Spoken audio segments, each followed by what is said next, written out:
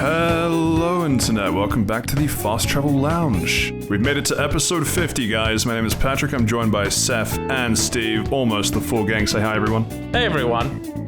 And a flimsy, wumsy, wamsy, but hello to you too. I thought you went to America, not Europe. I did, and they told me to just be myself and to just make up words, which is what they do, and this is what I'm doing now. No, but we specifically, before you left, told you never to listen to that advice. It's bad advice, like in your case specifically. I thought you told me not to listen to you. That's why I didn't listen to you then. No, I meant you, like, don't listen to yourself, listen to me. Jesus Christ, I'm the host. But I'm me. No, I'm you. Who can prevent forest fires? Yeah. And we are Captain Planet. Yeah, we made it to the big 50. I really wish I had something more in preparation for celebrating that, but yeah. I think 50. It's also because we're saving it for the 52 of like 1 year's worth of content. Sure. Anyone following along at home would know that we are into our second year. yes, but we also took a massive break. I just mean in like terms of episode release, 52 is like 1 year worth.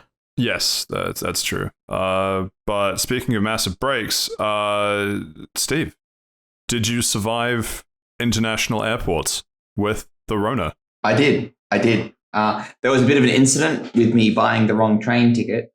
So did you guys know that the 4th of October is not the 4th of November? Yes, that is an entire month difference. Yeah, I've been informed. Hang on. Yeah, no, my editor is telling me that yes, that is in fact a different date. One of them comes before Halloween and the other is after. It's a good marker. Yeah, because I didn't. So I bought the wrong train ticket and the big fella on the train was like, hey, you got this month's? And I'm like, sorry, no. And he's like, all right, off you get. I'm like, all right, see ya. And then I was stuck in Philadelphia for a bit. But you know what? It'd be like that sometimes. The moral of the story, kids, is never try. Never train. How was it being stuck in Philly? I didn't leave the train station. And some lady spoke to me for about an hour and a half about how good tea tree oil is. And I'm like, okay. She used it for everything. You got kicked off the train for 5 minutes and you were almost inducted into a multi-level marketing scheme. No, she wasn't selling me. She specifically said at the start of the conversation, I'm not trying to sell you anything. I'm trying to get you to go out and find it because I'm not selling my stuff. That's how they get you into it. Yeah, the MLM sellouts trying to play hard to get. I see how it works. Yeah. This is a one piece of scams. Grinding and grustling in a business world. So anyway, did you guys know that tea tree oil is pretty good for shampoo and stuff? Oh, no, here we go. You guys want it? Unfortunately, we're full up on sponsors for this month. This month being the month of October. Wait, shit, sorry, almost month of November. Yeah, no, still full up on sponsorships. Which I think episode 50 should be sponsored by pyramid schemes. There, I said it. It was good enough for the Egyptian pharaohs. It's good enough for us. Actually, you know what? No, I'm backing Steve for this one. In a very, very rare, Patrick actually backs something that Steve says. Ooh, here we go. I'm loving this already. Yeah. Should go on holidays more often. Everyone listening just has to go and tell 4 friends to listen to us, and we will give you a thumbs up. Steven's been back for 5 minutes, and he's already turned his pyramid scheme upside down. It's just a triangle, but in 3 dimensions. Right, so you reckon like the Illuminati looks like the triangle symbol? You reckon there's like some sort of connection there? You've gotten way too smart for your own good since going on one fucking holiday. I miss Dumb Steve. Dumb Steve was at least fun. I got to decompress my brain and not think for a bit. So I use all my smart things today, and then next week I'll be back to normal. Yeah, good. Can't wait for next week, Steve. Brain's working on overtime now that Pokemon's out. That's exactly what I was about to get into, Seth. Thank you for that. People listening to this when it goes up will be like, but surely they recorded this after Scarlet Violet came out.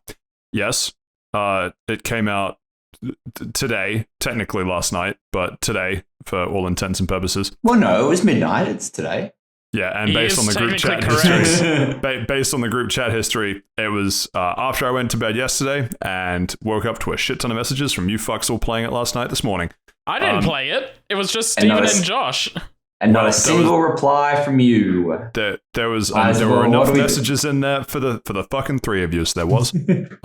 So I think we take 2 minutes now. We're almost certainly going to get into more Scarlet Violet chat for definitely next episode, probably the next couple episodes. But 2 minutes now. I have Violet, and I chose Fuecoco.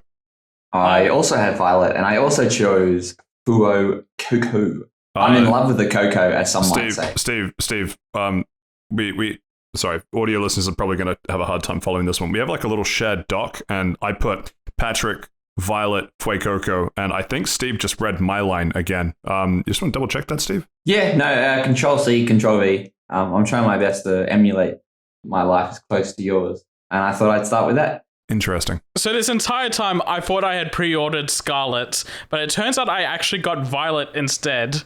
And I'm going to be picking Quaxley. I did not, in fact, get caught by the hot cave woman professor. Oh, so it looks like I know Josh got Violet as well. So really, hopefully none of you guys want to double dip. The whole point of me getting Violet was because I thought everyone else was getting Scarlet, and I was like, I'm going to be different. That way, I've got all the exclusives that everyone wants to trade. I didn't realize we're all going for Violet. Shit. I wanted to get Scarlet. I don't know why I got Violet instead. Isn't looking good, fellas. No. You know what? I'm just going to say it. Just like train tickets, you should always double check your friends' pre-orders. Everything loops back around. I'm telling you, it's all related. It's true. Also, because I pre-ordered from EB Games, I got a nice steel case with it for free. I pre-ordered the physical version. Yeah, I got a nice steel case to display on my bookshelf that I'll never touch. Flex dust. Actually, you know what? I'm going to whinge about physical media for a minute. Oh boy, here we go. Josh, if you're listening, cover your ears because I agree with you. So when I went overseas, I took my Switch because just in case I had a bit of downtime, I'm like, I'll play something. So I bought Animal Crossing, and which I'll talk about today, and Monster Hunter Stories 2 Wings of Ruin, which I will not talk about. I'm so fucking sick and tired of changing cartridges. Holy fucking shit. How did we do this? How did we do this until 5 years ago? What do you mean? I mean, cartridges were much easier to remove back in the day as well. Now there's this whole flap in the way, and you got to press it down so that it pops back out. I know we're all usually having flaps in the way. Am I right, fellas, eh? Steve, when you want to change games, first of all, how quickly are you changing games? But second of all, what part of pop open the little flap at the top, pop the cartridge out, lick the cartridge, detect that the anti-lick coating is still there, put it in a case of your choice, put the new cartridge in, press down, replace the flap, start game? Like, which part of that is the difficult part? That's at least 4 steps. Now that I've got some cheat trail, I'm smart enough to work it out. But it's just long. I have to eject, I have to open the flap, I have to take the cartridge out by pushing it in, I have to put the cartridge in a safe place. The trick is to buy games like Animal Crossing as digital games because you know you'll never want to take those out. Yeah, that's kind of where I was going with that as well. Yep. Like all the multiplayer games, I keep on Switch. That way I don't have to bring a cartridge to a mate's house. But otherwise, like how often are you swapping cartridges? Well, Animal Crossing I'm done with in about an hour, so I'm like, I don't want to play Monster Hunter now. And if I ever want to have to take Monster Hunter out, put Animal Crossing in, and vice versa, it's just a big drama. Now that I'm back home and I have my Switch docked, I have to get off the lounge like some sort of athlete. Definitely seems like of all the problems that you could currently be facing in today's day and age, you've picked a weird hill to die on. But anyway, this is real first world problems. Yeah, you know what? It's real big. This isn't episode 50 energy right now, so we're just gonna move straight into round of lunch for this week. Saif, what have you got for show and tell? I've been playing Sonic Frontiers. In fact, I 100% it last night because we were meant to record last night and then it got delayed to today. I was like, well, shit, I don't want to play anything new. Pokemon comes out tomorrow, so I'm just going to drop whatever I play. So I'll just fucking finish Sonic Frontiers 100%. Why the fuck not? My condolences. Steve, what about you? Animal Crossing? Animal Crossing, baby. Hey. And you, Patrick, what have you been playing? Well, I got to finally, after alluding to it last episode, actually plug in my new PS5, and I have platinum trophied Astro's Playroom. Nice. And I'm now looking to sell my PS5 because I have peaked. I don't really know true. what else. There's nothing that will live up to it. Yeah, there's not really. They should have called it Pat's Playroom. Am I right? Sorry, I think my mic might have cut out. I said they should have called it Pat's Playroom. So, Patrick, I'm going to be evil. I need your PSN so I can add you as a friend, so that way I can beat all your speedrun times. What a horrible Interesting. thing to do. Also, if you don't have them turned off, you will get a little pop-up every time you're playing a game going, Seth just beat your time on this level. Do you want to go and replay it right now to beat his time? Oh, that's infuriating, but actually very funny. Yeah, no, we'll add each other after this. I mean, why not? Not gonna dox my bloody PSN on this though. Trying to bait me into giving away personal information. Nah, fuck him. I'm already set to appearing offline on PSN just because I can't be bothered. Whoa. What's the point of adding friends in if you're just gonna appear offline? Like, do you like sign in and you get like 20 messages from your fans? Is that? Yeah, if I don't set to appear offline, the PlayStation's already unusable. And it's always and it's all the same too. It's this person in Russia has redeemed something on your PSN account. God, I hate when they do that. Yeah. Hopefully it's something good. I expressly ask them not to. Yeah, and please check your credit card because you're out of money. But I don't know. I keep putting more money in and it keeps disappearing. So joke's on me, I guess. If you want to give me the front 16 numbers of your credit card, the expiration date, and the back 3 numbers, I can put it into my machine to see if it works. Also, your full name and address, just to be safe. Well, I wasn't going to give my PSN out before, but my full credit card information, yeah, that's probably an okay trade. But yeah, as I say, getting wildly off topic as we usually do. Welcome to episode 50. Yeah, beat Astro's Playroom. Started Ragnarok. I'm maybe a couple hours into that, but I'm really enjoying Ratchet and Clank Rift Apart. Yeah, I thought you would. I kind of felt like I might have overhyped it a little bit with the Game of the Year talk. So I was a little worried you might come in and say, Seth, you're a fucking dirty liar. Why did you say it was so good? But no, glad to hear that you're enjoying it. Yeah, there are... Yeah, you know what? No, look forward to when we talk about that in a later episode, because I want to finish it before I give my thoughts. My thoughts are fairly well formed at this point. All right, here's a bit of trivia for everybody. God. When did we recently... What episode did we talk about, or Seth specifically talk about Ratchet and Clank Rift Apart? God fucked if I know. That was one of the first ones we did. Episode 5. That's right, because we named it after Ratchet and Clank a little bit. I don't know. I've just got the agenda in front of me. Man, our agendas really weren't very... Yeah? Is it? I don't specifically say you couldn't look it up. Was there a point to this bit, or are we just going to move on? No. I just wanted to say, so it was episode 5 we were talking about Rift Apart, and episode 50... we mentioned it again. Well, we also mentioned it in the Let's Suck Sony's IP off for an hour last episode. So, I mean, 349 and 50. Happy ending, Ratchet. Pray for the best. Yeah, anyway, why don't we go straight into Eeny, Meeny, Miny. Steve hasn't been here for ages. Let's start with Animal Crossing. Yay! Before we get into Animal Crossing... what are your guys' opinions on... Steve, you can't chill tea tree oil or whatever the fuck it is. No, I'll post that later. What about square donuts? What are your thoughts on that? That sounds wrong. Is this like the Chicago deep dish pizza where it's square? Is this... Well, I got it when I was in Chicago. It was a Chicago-style donut, and it was square. Chicago's really got to stop just turning shit into squares and calling it cultural. It's a square thing to do, baby. Don't be a square about it. Do you want to square up? All I'm thinking of is the do you know which hole this shape goes into? That's right, the square hole. Wait a minute, it's a donut. Just that with like donuts and pizzas and everything else. My thoughts on it? Why? It seems like it's just objectively more effort to make a square donut. Like, it probably doesn't taste any better. In fact, it's probably less uniformly cooked because it's got hard edges. Probably. I didn't mind it. I thought it was interesting. Was it worth? I think it was like $7 American I paid for it. Probably not. Oh my god! Yeah, I know, right? Donut. I was fucking fleeced. Look, money's money. When is the next time I'm going to Chicago? It is what it is. Cool. I can't believe we're gonna have to take on another sponsorship deal just to get over the amount of money that you sunk into shitty cultural donuts from Chicago. I will never financially recover from it. No, and to be honest, I don't think the universe should let you. I think this should be a lesson to everyone. Anyway, Animal Crossing. So let me start this. So this, of course, I'm talking about Animal Crossing New Horizons that came out for the Switch in 2020. At the peak of COVID. Yeah. Literally the peak.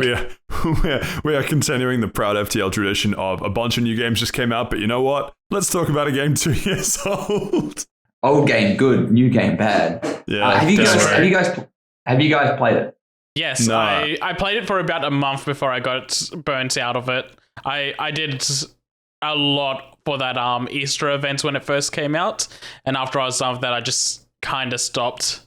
You, Pat? Animal Crossing was one that a bunch of people I know played because of the whole being in Corona thing, but the problem is every time I looked at it, it was all kind of surface level memery of this island is funny because it's got some theme going for it, but it's not the sort of gameplay that I find that enthralling. So I think I played like 5 or 10 minutes on someone else's copy for a bit a couple years ago, but no, I haven't played it myself. Or I certainly don't own it myself. Oh, okay then. Well, I don't know who doesn't know about Animal Crossing in this day and age, but which animal did you cross first? The chicken. I asked him why, and then he said, I don't know, I just felt like I had to do it. So, I don't know. His name was Chooks. Chooks the chicken. And what did you cross him with? The road, I said that. No, it's Animal Crossing. It's not. He's a chicken. You saying chickens are animals? No, I'm Stop taking my part of the podcast. So you're crossing animals, right? Like, is this not similar to like Pokemon breeding? Like, chickens are in some egg group, I assume. Oh, no. What did you cross it with? It's crossing as in like crossing the road. Like it's got to get to its destination. Oh shit! Okay, my thoughts of this game were very, very different to how I thought this would go. So a quick fun fact, because Steven said who doesn't know Animal Crossing, and I had to go check the sales. New Horizons is at almost 40 million units sold. Fucking 40 million units. And you know what? If the price is right, Nintendo, hit me up. I'm willing to give it a go. I'm just not paying for it. I think that's more than a third of Switch owners own that game. Well, people probably bought 2 or anything. Well, anyway, so Animal Crossing, for those who don't know, which is very few people, is for lack of a better word, a life simulation game. The key difference it's very similar to games like Stardew Valley. I've heard someone compare it to The Sims. I don't really think that's appropriate, but it is. The main premise of the game is you're on an island, you get a house. It's the guy that builds your house essentially gives you a loan to pay that house. So then you have to pay him back. And the second you pay him back, he rewards you by giving you another loan to upgrade your house. And throughout the thing, you've got to earn money by either chopping down trees, going through fruit, going vegetables, collecting things such as fish or bugs. And you can even dig up fossils from the ground. I'm really not liking how life simulatory this is. Yeah. It's too close to home when it starts with they give you a loan for a house. Yeah, and you pay it off and it's just paid off with another loan. So the weirdest part about this, without sort of comparing it to other games, a lot of other games like this, it's done sort of to the game's own schedule. Like I think Stardew Valley is a good one because I think it has a 28-minute day cycle. So you wake up at dawn, and by the time 28 minutes pass, it's nighttime. Animal Crossing is not like that at all because it works in real time. Like, for example, the shop that buys your things, it is only open from 8 a.m. to 10 p.m. Your time. Like, you can sort of play around with the Switch clock or anything, but the game really doesn't like you doing that. Yeah, the game really hates you time traveling. Yeah, and if you do it too much, it like can stop fruits growing. It can really fuck your game up something bad. And it brings the 4 horsemen of the apocalypse. Pretty much. Like in the other games, they would pretty much do things like. Oh wait, so this is the other sort of crossing. So if you do this, the animals get really cross with you. Yeah, they get animal angry. This is animal angry part. But anyway, so this sort of I'm in hell. Real love. Hey, we're in hell together. The real hell is the friends you made along the way. But so the real drawback with having it in real time makes it so pretty much after an hour, you've pretty much done everything. You've watered all your plants, you've picked all your plants, you've sold all your plants, you've spoken to all the other villagers on your island. And then it's like, okay, I'm done. So after that, you can sort of spend time reorganizing things on your island. Like later on, you can sort of terraform and create waterfalls and bridges and all that. But unless you get to that sort of part, that's a bit sort of a late game type of thing. Before that, like because I'd play for an hour, I've dug up all my things, I've done all the crafting I can do, I've sold all the things, and it's like, okay, I can't really do anything anymore. Like I sort of could grind out the bugs or the fish or anything, but some fish and some bugs are only available at certain times of the day. And maybe this is the goody two shoes in me. I felt I didn't want to go into the Switch and sort of change the clock because it's like, well, the game doesn't want me to play it like that. And realistically, probably that's where a lot of the longevity of the game comes from. It's like, okay, I've got an hour a day. I'll sit, I'll do it. And then after that, it's sort of done. Yeah, so does this mean that you're exactly playing... Mad, you guys are talking at the same time. Let's continue doing that. Taking your time is exactly how the game wants you to play because you'll finish the story, I guess, in like a month. So if you're time traveling, you'll finish it in like a day, but the game wants you to take that month to slowly grind through it. My question was going to be, if you started this in Australia, and feel free to add your physical address to, really set the scene. When you then travel to America, does the Switch update your time zone, or are you just playing on fucked hours? Playing on fucked hours. Nice. Yeah, it was pretty rough. I think it was like 16 hours behind. So it was roughly. So it was like 5 p.m. would be 8 a.m. Australia time the next day. So that's when the store would open. But usually because I was like out and about traveling, usually I'd quickly play it before I went to bed, or like I'd come home after a big day of walking around, try to stay awake for about half an hour, nap for an hour, then head back out and then try to do it when I came back. So that obviously wasn't the way it was supposed to be played. And it was sort of weird, like playing at the nighttime at like 10 p.m., but the game's telling me it's like 1 p.m. and it's really sunny outside. So it's probably a bit more enjoyable now that I'm home and I'm synced up to the Animal Crossing clock. But putting the amount of time I can sort of put into it at one time aside, I'm really enjoying it. Like I think I've probably disadvantaged myself getting it like 2 years after. Like I've all my friends are like, hey, what are you playing at the moment? I'm like, oh, Animal Crossing. And everyone's like, well, man, I completely burned myself out from that 2.5 years ago. I'm like, yeah, I just got it. Send me tips. So it's one of those things like the boat's gone, but I can still have fun with it. There's a bunch of like articles I've read about like tips and all 24 best things I wish I knew about Animal Crossing before I started playing it. So I've watched all those. I'm like, oh yeah, that's pretty interesting. But at the same time, it's very play it for an hour and I put it down. I'm like, okay. And it sort of does feel very chore-y. Like it's a life simulator, and it's like, oh, don't forget I've got to do my Animal Crossing, which I haven't done today, which means I might be doing it quickly after this podcast or during the break or something. But it's one of those things always niggling, like, oh, like, got to do the washing, got to do the dishes, got to fucking do my Animal Crossing thing. Yeah, and when you don't, do you get the like spiders or like the shakes from not crossing your animals? Or no, the weeds start to grow on my island. And if the weeds grow on my island, we're getting dank, bro. Hey. But realistically, like I'm in hell again. Rating. Surprised you left. Yeah, weeds grow and that ruins my island's rating. I have to go and pick them again. I don't want to do that. But there's like costumes and stuff. You can dress up your animal. You can decorate your island. I'm not a very creative person, so I'm like, I make things very efficient. So it's like all my trees are all my fruit. And all my vegetables are in like a perfect grid formation. Yeah, I did the exact same thing. Yeah, but I've been looking at some cool islands online. I'm like, oh, fuck, that looks sick. And I'm like, don't have the imagination to do that. Yeah. But maybe it's just have you because kicked it's not a anyone game for off me. your island yet? I don't care that much.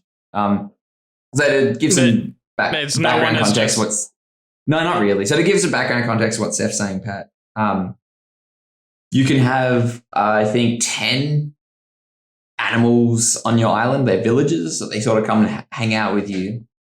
And there's a bunch of different personalities they have and a bunch of different hobbies they have, and it's all a whole thing. And some people really dislike some of the animals, and you can kick them off the island and get a new one. And there's like big discords about like, oh, I want this person. Then you have to go visit someone else's island to recruit them. I don't care. I'm not going to be on that island enough to form emotional bonds with ones and zeros. I also want to point out that sometimes the islanders themselves will be like, you know what, I think I've grown emotionally enough that I can leave this island, and you just guilt trip them to stay with you. Nice. Yeah, there's like this eagle guy that was trying to leave my island, and I'm like, no, you're cool, you can stay. I do have this one guy, he's a horse, and his name's like Colt or something. He's pretty cool. But see, you're on a first name basis with him already. You're forming emotions with these ones and zeros. No! Throw Animal Crossing. Yeah, it's good. Can I recommend it? Yes, it does. I think that boat passed a year and a half ago. Yeah, it's one of those. The larger question is, if you do recommend it, does anyone else care? Well, pretty much. And I think there probably are a couple of people that are like, that might have missed the boat when it came out and have Switches now. That might be like, oh, I remember this being a big deal, but I didn't have a Switch, or their headspace was very different during COVID, and now they might want to go back and have a look at it. I imagine there's just going to be a weird number of like islands. Or, I don't know how the visitation shit works, but I'm assuming if you go and just like seek out a bunch of islands, they're just going to be these shrines to what these people made when living in lockdown for 3 months or however long back in 2020. And there'll just be those little shrines to kind of surviving COVID that you can just go and visit, like those people that explore abandoned buildings. Yeah, or like abandoned towns or nuclear testing facilities, all that kind of stuff. It probably is much like that. A lot of ghost towns. Same thing that now I'm just remembering my Nintendogs. Yikes. But it is a game they're still there waiting for you to come home, man. I'll never forget, my dad nearly tossed it out of the car when I got it for Christmas, and we're driving home from my grandma's place. I had to keep calling the name. Shut that fucking dog up. Yeah, man. Nintendogs up. What a game. But it does sort of feel like a chore after a bit, and I think it is half it because I've come at it now as a chore because I'm not a very creative person, and I don't care about what things look like. I care about what's the fastest I can get in, do all my stuff, and get out. That doesn't mean I'm not having fun. It's pretty nice sort of to do it like after a big day of work, to sort of put on a podcast, move quickly, couch. That's a good one. And sort of vibe out while I'm doing it. It's also nice to sort of like listen to music while I'm doing it. But it's very much like, okay, I've done everything I can. I don't care about creating a massive masterpiece. I'm done putting it down. It's interesting you say that, because that is sort of where, because I don't remember what episode now. If you have all the agendas and shit in front of you, you can go and look it up, I guess, if you're really keen. But Cult of the Lamb, a few episodes ago now. But that, after finishing it, was a similar kind of thing that it offered to me, of like one half of Cult of the Lamb is this kind of base buildy, life simulatory, Stardew Valley-y say that kind 3 of thing times like that. fast. It was episode 38. Thank you. I was actually going to guess high 30s, so it wasn't too far off. But like I totally get where you're coming from, I guess is what I'm saying. Like when I got to the end of the story of Cult of the Lamb, all this stuff was like, you finished the story, now you can just focus on building your cult. And I'm like, cool, I'm done. yeah. Like if there was a different element to the game, it'd probably be very different. But because it's only the lifestyle thing, it's pretty much, it's like essentially it boils down to Minecraft without like the combat or the exploration. And that's an incredibly simplification of it, but it is only limited by your creativity. And if you're not a very creative person like me, it's like, okay, gonna go I've check done my what I fruits can. for the day. Yeah, like there's only I don't hate do my when chores. companies take that as like a selling point. Like Little Big Planet, the only limit is your imagination, and then my dumbass feeling severely limited. Exactly. I'm like, I can't do anything. I can't imagine anything. Tell me what to imagine. I'll do it. Yeah, I need the checklist. But yeah, it's if people are on the fence about it, I highly recommend you looking up some gameplay videos of it, because it is you love it or you hate it, and I'm mid on it. Like I loved it at the start, and I'm getting to that page where it's that stage where it's like, okay, I'm bored now. But that's all I have to say about that. Out of 10? Games like this are always hard to score out of 10 because it's the thing dragging it down is me because I'm not imaginative to engage with the creative mechanics. Steve, here's this crazy idea. Even though you're the one dragging the score down, it's also you the one giving your score out of 10. Like, if I don't like a game, yeah, it's because the thing dragging the score down was me not liking the game. No, but it's different because it's like a gameplay mechanic not being bad versus a gameplay mechanic I'm not using because I don't want to. Because you're bad. Yeah, because I'm bad. I didn't want to say that. It's you recognize it as good, but it's not for you mostly, sort of thing. It's a good game, a great game if you're into it. It's a good game for me. It's let's give it a 6. There, I said it. Wow. Having 6 out of 6s 10. with those animals, eh? It shipped 40 million units and you give it a 6 out of 10? The fuck's wrong with you? Been 2.5 years though. You know what? This is a call. Everybody refund your copies. I think it's too late for that. Don't care. Didn't ask. If we all do it, they can't refuse all of us. It's the Storm Area 51. They can't shoot all of us. They can't deny all of our refunds.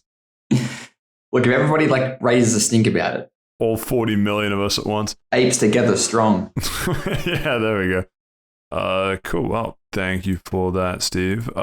Seth. Hi. Tell us all about Sonic Frontiers. Now I'm in hell. Okay, so I'm going to politely ask that no one goes and play Pokemon while I'm talking about Sonic for 20 minutes. If you make the conversation engaging, we'll see how we go. Yeah. Do a much better job than what I do with Animal Crossing. Yeah, I was going to say, Steve's would be like, yeah, I'm not going to play Pokemon. I'm just going to go fucking pull out my weeds and produce I got that Zarzai. Got that dank kush. Give me the Animal Crossing kush. Animal cushion. There we go, we've done it.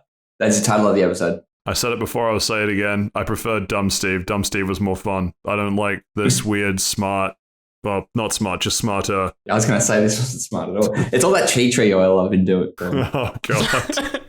You're not meant to inhale it. Yeah, well, you know. DMT and eating elk again, have you? DMT tree oil, am I right, fellas? It's an aphrodisiac for when you massage people. Is it? I actually don't know. I'm pulling that out of my ass. Okay, anyway, Sonic Frontiers. Okay, that's so crazy. That's where Steve pulled the oil out of.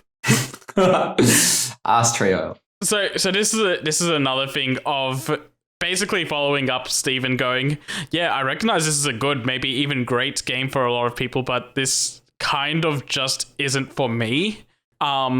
It's because that the main gameplay loop on what they're calling the open zone environments is just the entire time I was playing the main game, I felt like I was just kind of on autopilot because they filled the map with a bunch of small little tasks to do, and that's meant to be what kind of engages you to play.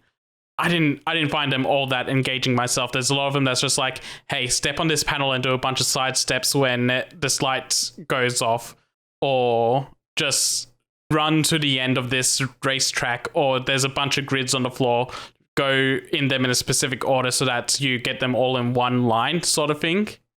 And they're fine, but they weren't all that great for me, so I was getting a little bored. And the main crux of the game for me came from combat and platforming levels. Platforming levels were kind of disappointing because they're all reused assets and reused level designs to the point where it's like, so there's 30 platforming levels in the game, right? In Are you Sonic, asking us or telling us? telling. Okay. And okay, so in Sonic Generations, let's say you got Green Hill Zone for modern Sonic, and it's got multiple sections that are broken up into here's the 3D parts and then here's the 2D parts. What this game does to kind of pad out its level count is that it'll take all the 3D parts of Green Hill Zone from Sonic Generations and do that as one level and stitch them together. And then later on, it'll take all the 2D parts of Green Hill Zone, stitch those together, and then make that its own level. And that's kind of stupid and I know it's time saving for them, but I prefer all new original levels. And there are a couple of original levels in this game, and when they do go original, they're very fun. And I want to see them do more with that in a future game. It's just for this one, it's a little cheap, I want to say. Yeah, it's cheap and disappointing for me specifically. In saying that though, it is extremely fun to just kind of go through these levels and speedrun them. They're all short and digestible, and you can get a run down very quickly, and all the speedrunning tricks that people are discovering are extremely fun to do. So I haven't gotten bored of playing through the levels yet, because in general, they're just really well-designed levels to begin with, so they've always been fun to play. When you're talking short time, what are we talking, minutes or are we talking seconds? Like, is it 20 seconds? From start to finish? Some of them are like about. I've had a couple that were like 30 seconds from start to finish, a couple that's like a minute from start to finish, and then the later end of it is like 2 minutes, like 2.5 minutes. Okay. Yeah, so interesting. The ones that reach the 2.5 minutes are few and far between though. There's only like 3 or 4 levels like that. And what makes it feel even cheaper is that between the 30 levels, there's only 4 stage themes, I want to say, like how the environment looks. You've got Green Hill Zone looking assets, Chemical Plant from Sonic 2, Sky Sanctuary from Sonic 3, and people are saying this city environment is new, but I feel like it strips from Speed Highway in Sonic Generations. I'm not 100%. Is the you're talking just the visuals? Visuals. Background is the background music similar? Background music is all original. In fact, the OST for this game is incredible and one of the highlights. All the cyberspace stages are like EDM or techno, and they all really fit like the vibe, I want to say, because all of these levels are supposed to be like you're going into like a cybernetic world, so they all fit that cybernetic world feel. When you're out on the open environment, it's more somber and like exploratory, and it's not the best. It's nice enough, but it's very nice to just have backing music while exploring the worlds, unlike what you have in Pokemon Arceus. I was just about to ask that. Are there periods of silence where you're just whipping around grass and there's just fucking nothing? No, it's always got the music playing the entire time.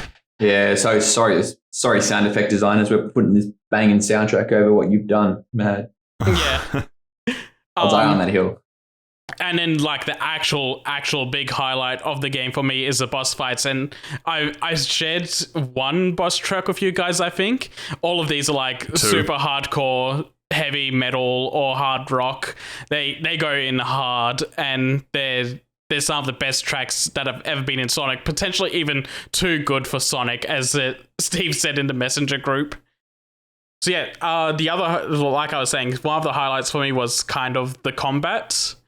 Being able to draw Amogus symbols around enemies to kill them. Yes, that, or penises, or what about vaginas?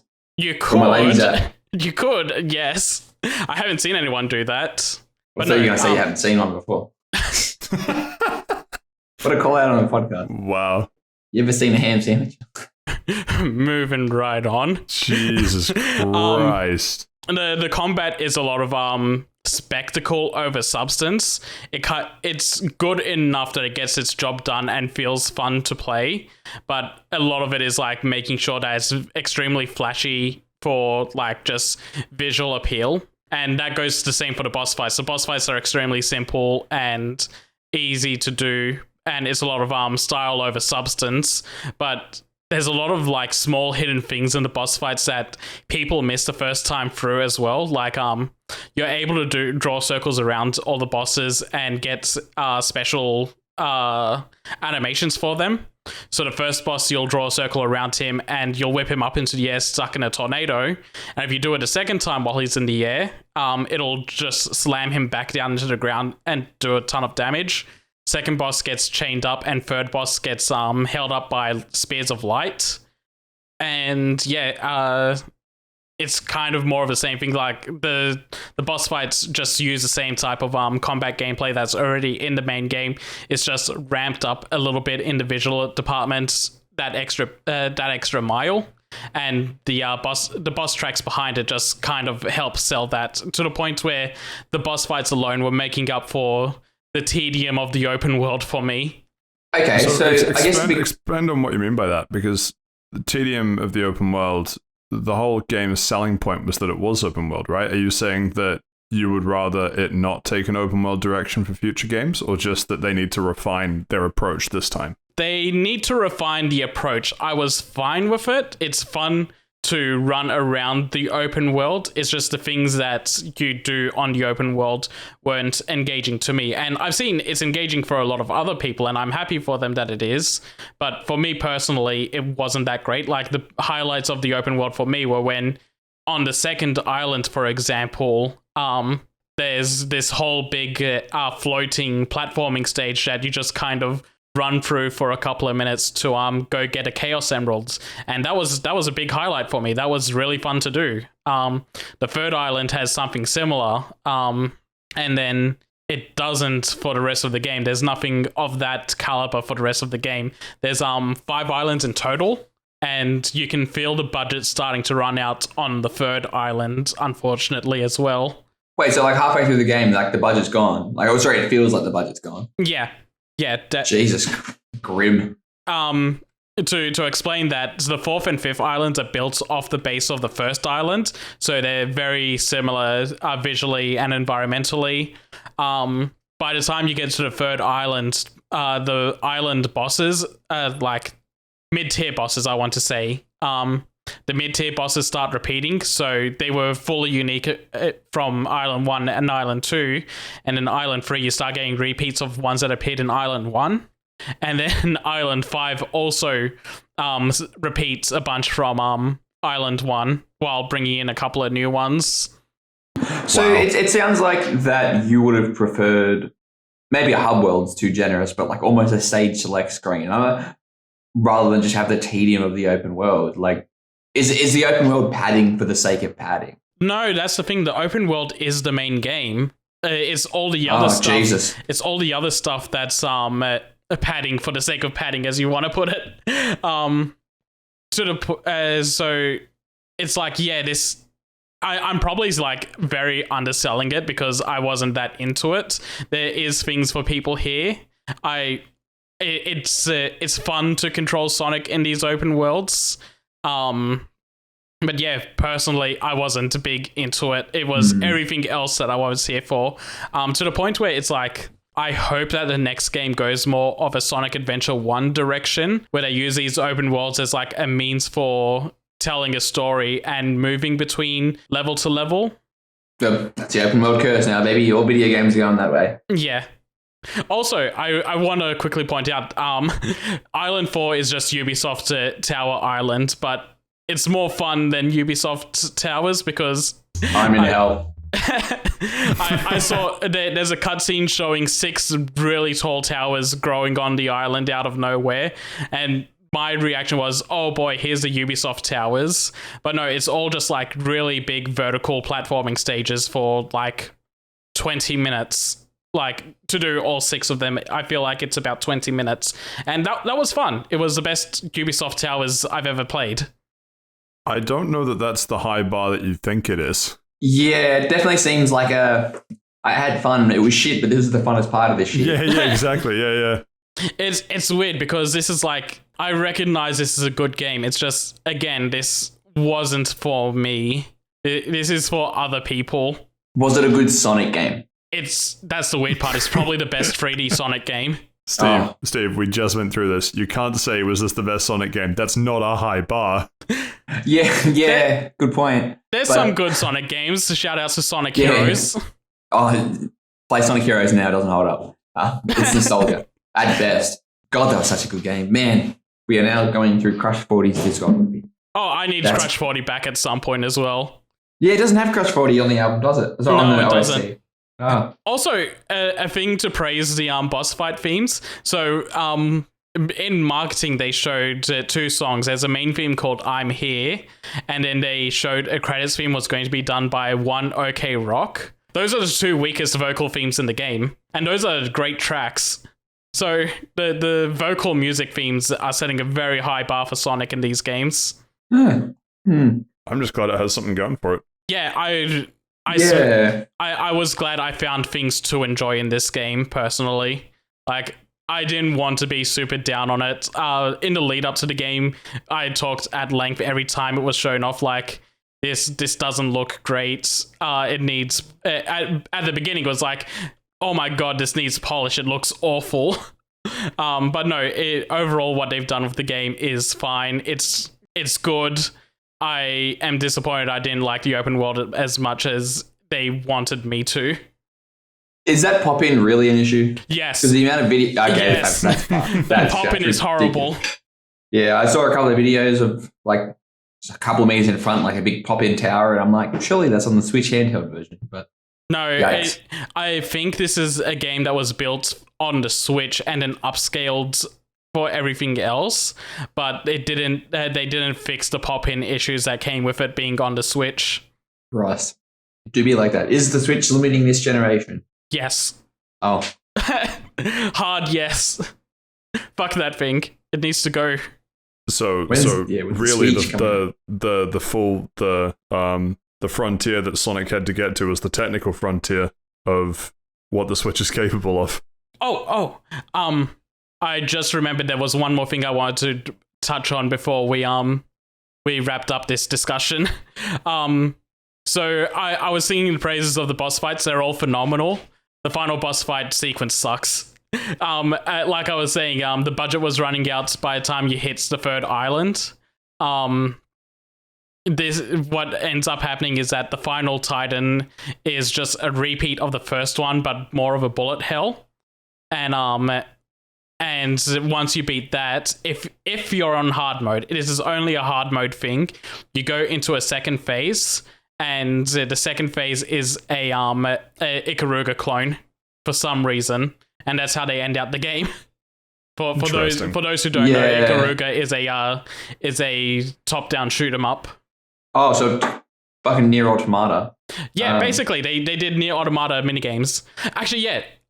One more thing. One more for real. This is a Sonic game. You get 2 more last things, man. No. But the budget ran out about 4 minutes ago, so you're gonna have to start repeating yourself soon. That's fine, because I was going to start saying what this game is repeating from other things. So we all saw from like the outset, this is heavily influenced by Breath of the Wild. And I don't know why, but the developers refused to admit it. Like, they were asked like, oh hey, so is there Breath of the Wild influences in this game? And they're like, oh, people on development staff really like Breath of the Wild, but no, this is wholly original, not like anything else that's out on the market. And it's just like, no, stop it, you're lying. Other things it decides it wants to rip off are Nier Automata, like I mentioned with the shoot 'em up. And also Shadow of the Colossus for its story and Titans. I need to play that game. That seemed pretty clear from all of the material around the bosses that I've seen. Yes. Yeah, I'm not surprised. Yeah, so the bosses, what you have to do is before you fight them is you gotta climb up them and get to their head so you can get the final Chaos Emerald that each of them are holding to initiate the fight, which is very similar to Shadow of the Colossus of get up to the head and smack its weak spot for those fights. But also just in general, the story is just hard Shadow of the Colossus ripoff. There's an ancient evil that's trapped somewhere, and it's speaking to Sonic through a mix of female and male vocals mixed together, and it's the entire story is Sonic taking on this curse as he's defeating these Titans by defeating them, he's releasing the evil out onto the world. Wait, so it just seems like it's a kind of. Yeah. The only way for him to save his friends is to also release the ancient evil, because they're all stuck in the cyberverse with that ancient evil. This literally could be any JRPG from 2005 to 2015. I'll be honest with you, Big Hole. But now this one's got Sonic, so I guess we've come full circle. Yeah, Sonic gets very JRPG and anime central in this game. A lot of big anime style set pieces are in this game, and they're Supersonic making it. Supersonic. Pardon?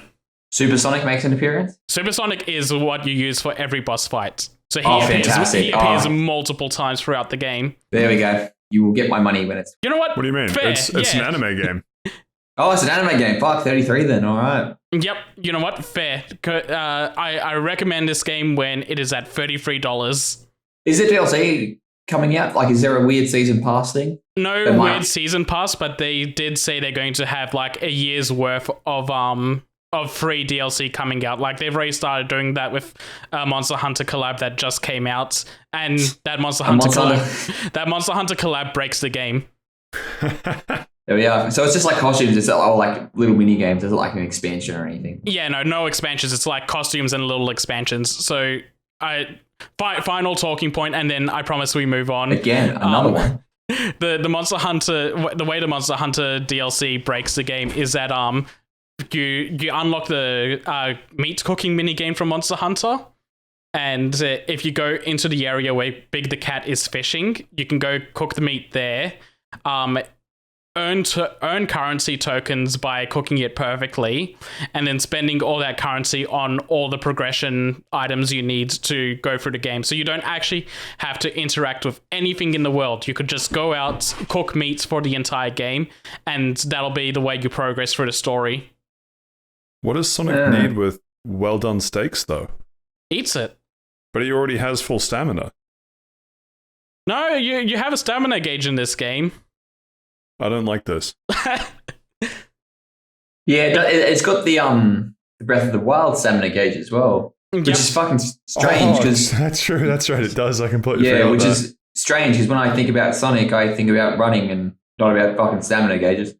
There is a small trick you can do where if you draw an infinite symbol, then the stamina gauge doesn't go down for about 10 minutes. What is this, a 2004 cheat code? Yes. Yeah, I was gonna say, is that a small thing? That's either a small thing of a horrific bug or an intentional cheat code. It's intentional because they put an 2004. infinity symbol on the stamina bar. Ah. But I am done. I give this like a 7 out of 10 and recommend it to people. It would have been lower if it wasn't for those highs being super high and really make me appreciate those things. All I'm saying is, Saif, if the game that shipped 40 million units got a 6 out of 10, and this is a 7, we're expecting big numbers from Sonic Frontiers. It's doing big numbers for the Sonic franchise. But is it big numbers only because the bar is slightly higher? Bar. Yeah, the bar's very low, so they're just, okay, we're just going to hop over it, not even going to jump. Well, I guess the same thing could be said of Pokemon, but that's discussion for another time. I don't know how you want to rank the bar, but this is smashing every record for Sonic before. Last 4 or 5 Sonic games been shit. They have, but like there's been and whatever other game. The last really good one was Generations, and this feels like the first really ambitious game since Unleashed, which was 2008. Unleashed did not come out in 2008. Unleashed came out at the end of 2008. Yeah. When did Sonic and the Black Knight come out? Now that was 2009. That was the last Sonic game I've probably played. You know what? It should not exist. It was probably a high point for the series at some point. That was a high point in Steve's life, I'll tell you that. Fuck, I was like, what, 14 at the time, and I knew it was a shit game. I had shit taste back then, and I knew that was a bad game. I rented it from Blockbuster. Sonic and the Black Knight and Sonic Frontiers both prove that Sonic is infinitely cooler with a sword. He doesn't need a sword. He doesn't. He but goes it makes fast. him Now I hate imagine that him kind of going God, what he fast and had. slicing things up. I don't want to. Whatever. I think it'd be cooler with a gun, personally. No. Wouldn't he be faster than the ball? Now that seems like a Shadow thing. The only thing that can stop a bad Sonic with a with a gun is a good Sonic with a gun. But yeah, cool. Thank you for that, Seth. I think we pin the discussion there and move on. Onto what? Astro's Playroom. Uh, Well, do you want to talk about that? My No, understanding not it's really. a borderline tech demo, but well, And you want to hey, save Ratchet that's- for when you finish it, right? Yeah, I want to say Ratchet when I finish it. Astro's Playroom. It's free. Cannot recommend it highly enough. wait. So hang on, quick. Literally- Xbox gamer here. So my understanding was it came pre-installed on the PS5. Is Yes. that true? Yes. Okay. Wonderful. Right. Literally play it as you're installing other games. Yes. Ah. Cool. Yeah, I've heard good things. I've heard it's very good use of how the controller works. I fucking love that controller demo when you boot up the game. Like, Wait, it does. let's get Pat to talk about it. Yeah, sure. Let's get Pat to talk about it a little bit. I don't want to spend too much time on this, but I guess we'll just do cliff notes. It is tech demo-y, but that's sort of what you want because this is kind of the first, like as you say, pre-installed on a new console generation, so it makes sense for it to be tech demo-y for this generation. The control thing that Seth's talking about at the start is when the game first loads, it shows you a few things that probably aren't obvious when you pick up a PlayStation controller for the first time. Stuff like the central kind of trackpad-y thing operating both as a trackpad and also a clickable button. Because Lord knows, after PS3, I looked at the PS4 controller with that and went, why? And even now, I still kind of think why, because I would almost rather they just swap the I don't think shared anyone button. I don't think anyone has used it as a trackpad since infamous Second Son, which came out Yeah. like 6 months after the PS4 came out. I Yeah. think there was something I was playing recently. Like not recently. No, I can't remember. It's been I don't have PS5, but for the PS4 track controller. the No Man's Sky did something. I don't know. Anyway, what's the word? The muscle memory of things like pressing select to open the map, or always pressing the second kind of physical button to open the map or open the menu. And then since PS4, that becoming a share button, because Lord knows why you'd ever not want to be able to share clips and stuff with your friends. And the map button becoming the full trackpad button. That one still gets me every so often. Or how games like Ratchet and Clank, for example, there's the pause menu, and then there's the like game menu, where like in older games you would press the pause button and go to say your weapons menu. And let's take Ratchet and Clank for a sec. You press the start button and it'll pause the game, and it's basically, do you want to quit the game or not? Because all of your actual relative to the game you're playing menus are on the trackpad button. It's just sort of a weird, like, I know why they've done it that way, it's just not intuitive. And so to have something like Astro's Playroom as, hey, this controller is probably more advanced than smartphones were like 10 years ago. Here is a few of the things that they can do. And to do that in like a fun, very kind of homage to where Sony came from through different generations and stuff is quite cool. I platinumed it because of course I did. is it an easy platinum? Is it? Yeah. It's an easy platinum. One interesting thing. So one of the trackpad controls is you have to run around in like a Zorb. Like you're supposed to swipe on the trackpad and it sort of rolls your character in a ball in a particular direction. And for whatever reason, because I have the one PS5 controller with the PS5, and then I bought a second one just because. You wanted it to match the plates. Well, I did, but I'm saying like even to have a second controller, there's no reason not to get a second controller because either On Either those swapping- chats, you need it. yeah, either swapping the controller if you can't be bothered playing and charging at the same time, or wanting to play with another human. But one of the controllers, so both are new, but one of the controllers, the trackpad works fine, but the swipe movements across the trackpad do not. Oh, It's no. weird. Oh. And so I was using that for this level, going, what's wrong with this? I don't remember it being, because I've played bits of Astro's Playroom on other people's PS5s in the past, but everything told me that the trackpad was working fine, right? Because it is, like, doing like slingshot movements and stuff is all fine, but trying to do like a one-fingered kind of swipe motion to roll a ball just did not work. And then swap it with the other controller, it's like, oh no, it's just a controller problem. And so then the question becomes, clearly this is faulty because it's not working as intended. Is it worth the effort to try and replace the controller? Or, because I don't think any game outside of tech demo-y ones give a shit about swipe movements on the trackpad, do I just not care? What decision what decision did you land on? Honestly, just the effort bars, because I know that one of them works, it should be fine. Unless, for whatever reason, I'm playing a multiplayer game where I need both where there is an advantage to being able to use both controllers, then maybe. But for now, at least, having one bung one's fine, even though it works 99% of the time. Easy platinum, really fun looking at all the little Easter eggs. What was your favorite reference in the game? Like those Easter eggs you just mentioned as I was cutting you off. Yeah. I think the Ratchet and Clank one was quite. I liked the Ratchet and Clank one, and I liked the Uncharted one, just because you didn't have to look too hard to realize what they were kind of referencing. Yeah. That and the Astro sort of bot style, having extra headgear to kind of look like a Lombax is just kind of kooky and funny to me. I don't really know that there's a huge amount more to say. Highly recommend. It comes pre-installed. You should definitely play it. Play it while you're installing something bigger like Ratchet and Clank or God of War. Yeah. Any next-gen game, to be honest, they're all pretty big these days. Yeah, no, that's the other thing that's hit me. We're sort of no longer talking about Playroom, but just in terms of the game space in general. I was lucky enough that because of when I got it, I picked up an external SSD, or like not an external, but like an expansion SSD for the PlayStation, a 2 terabyte one, for not cheap, but cheaper, because we're sort of getting to the time of Black Friday, Cyber Monday.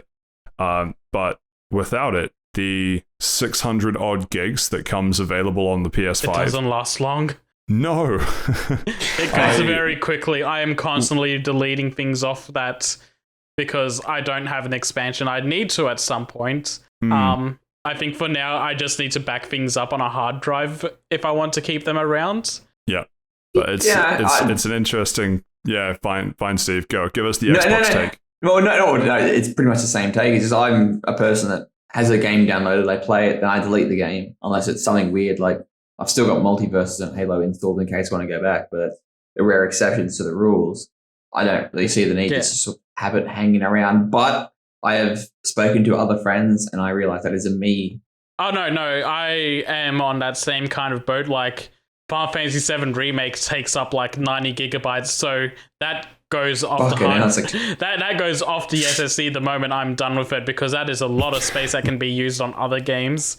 How would you like 1/6 of all of the space available on a stock PS5 to go to one game? I don't want that. Thank you very much. Right. And even because I got the 7-day trial for PlayStation Plus, and actually I think they're doing a discount on the year-long subscription at the moment, so I might just buy Black Friday sales are starting, and PSN is doing its Black Friday sales. Everyone's doing their Black Friday sales now. Yeah, Xbox One started as well. Because that gives me access to one of the new Assassin's Creeds. I forget which. Valhalla, I think, and then also Miles Morales. And nice. Between those two, that's like 120-ish gig. Yeah, that's yeah. It's a lot of playtime as well. And most of that is from the Ubisoft game, right? I mean, not by... Well, most is probably true, but I mean, Miles Morales isn't exactly small. No, it's not. But yeah, it's just crazy just seeing whatever I think, because some of the stuff, even like Rocket League, I don't remember the space that it's taking up on my computer, but I downloaded it again for PS5, and I'm sitting there thinking, like, was it always like multiple gigabytes? Like, I'm sure it is, a solid somewhere between. I want to say it's sort of ballpark 5 gigs on PC, but the PS5 download I'm pretty sure is approaching 10. if not higher, and it's just like, whew, this has gone up. Or like Rift Apart's another good example, because I have the disc. I bought the disc for that when I bought the PS5, and it installed, I think, 35 gigs or so. You know, it installs the entire game on there because it's going to just read the game off the SSD. Yeah, it's crazy. Some games don't even, they're pretty much a license on the CD these days, because Blu-ray discs only hold about, like, what, 50 gigs? 100 if it's dual layered. Oh, yeah. I think. Well, my understanding is they don't use dual layer for games because it's like, there's a couple of games where they're like, we'll just do 250 gigs. One's a data disc, the other one's a play disc. Yeah, that's what Cyberpunk was, 2 discs. Red Dead was that as well, same as Final Fantasy 7. Oh, yeah, that's right. Yeah. Oh, remember this is in the Xbox 360 days, and I'm getting us off topic as always. But LA Noire was 4 discs. Wasn't Final Fantasy 13 3 discs? It was. 13 discs. 13. It's in the name. Must have lost my other 10 discs. I remember back in the day, people saying Metal Gear Solid 4 will never come out on 360 because it would have to be on 8 discs. Yeah, it wasn't like Metal Gear Solid had like heaps of troubles. Like he had to cut so much stuff because it wouldn't fit on the disc. Like he tried so hard. I don't think it's a 50 gig game. Actually, maybe back then it would have been 25 gigs for the Blu-ray. Oh Christ, man! Kojima just loves to put as much as he can. It was a big game. It was meant to be the last Metal Gear Solid for the 3rd time. I heard that all the extra space on the Blu-ray, he just put photos of himself on it to just fill up the space. Probably I wouldn't be surprised. Be such a baller move if just imagine data mining the game disc and being like, hey, it seems like there's a lot of photos on here, and you open one up, like it's all they're not copy pasted, they're all similar photos, just slightly different, and they're all of Hideo Kojima. And there's one that's like really close. It's like boo. And there's one of the images is of you. Ooh. You sitting in your lounge. It's what he had to do before he could start putting himself into the games like Metal Gear Solid 5 and Death Stranding. Oh, good. Basically all that I want to speak about the PS5. I intend to play Miles Morales, Valhalla, finish Rift Apart, and finish Ragnarok. That was probably the complete opposite order to how I'm going to be playing these, but yeah. And Saif, someone else who is interested in NFS Unbound, what platform are you thinking of getting it on? Probably PC. Yeah, I'm tossing that one up because I can see the merit on either side getting it on PS5 versus getting it on PC. So that one I'm undecided on. It seems like one of those games that I could go either way on. I haven't fully committed yet. Yeah, neither. I need to figure this out. I need to match it up with what everyone else is playing it on. Anyway. Wait, has that game come out yet? Nah, it comes out December 2nd. Yeah. No, I know I missed it. You guys spoke about it like 4 weeks ago before. All the news drops like the week you left. Yeah. That looks I'm very interested to see how that game goes, because instead of like realism, it's gone like anime. Yeah, and I'm so excited. And every time someone bitches about the art style in the comments, I go, fuck you, this game's for me. Yeah. It's the complete opposite of all the games we've talked about this week where they were not for us. Yeah. And everyone's like, oh my god, just remaster Underground 2. Bro, just go play Underground 2. Give me this win. Anyway, I think we finish it there, and that means we finished with part 1, the Round the Lounge for this big old episode 50 of ours. It means we get to move on to part 2 for this week, which is of course the news. And starting off, Seth slipped me a note. The note says, I have your family, let me play a guessing game. And one of those is an image with him pointing a gun at my parents. Seth, your guessing game. Yeah, so the first news docket I want to get out of the way is, so yesterday night, 2 employees from Square Enix got arrested for insider trading of stocks for Dragon Quest. Does anyone want to take a guess of who got arrested that was related to Square Enix? I didn't realize it was 2 of them, but I know it was the hit creator of Balan's. Is it Balan? Whatever. Yuji Naka. Yep, Yuji Naka got arrested for insider trading. I don't know who the second one was. Well, it's a guessing game. It's a guessing game. We only know one of them was Yuji Naka. You reckon it's like Nomura or something?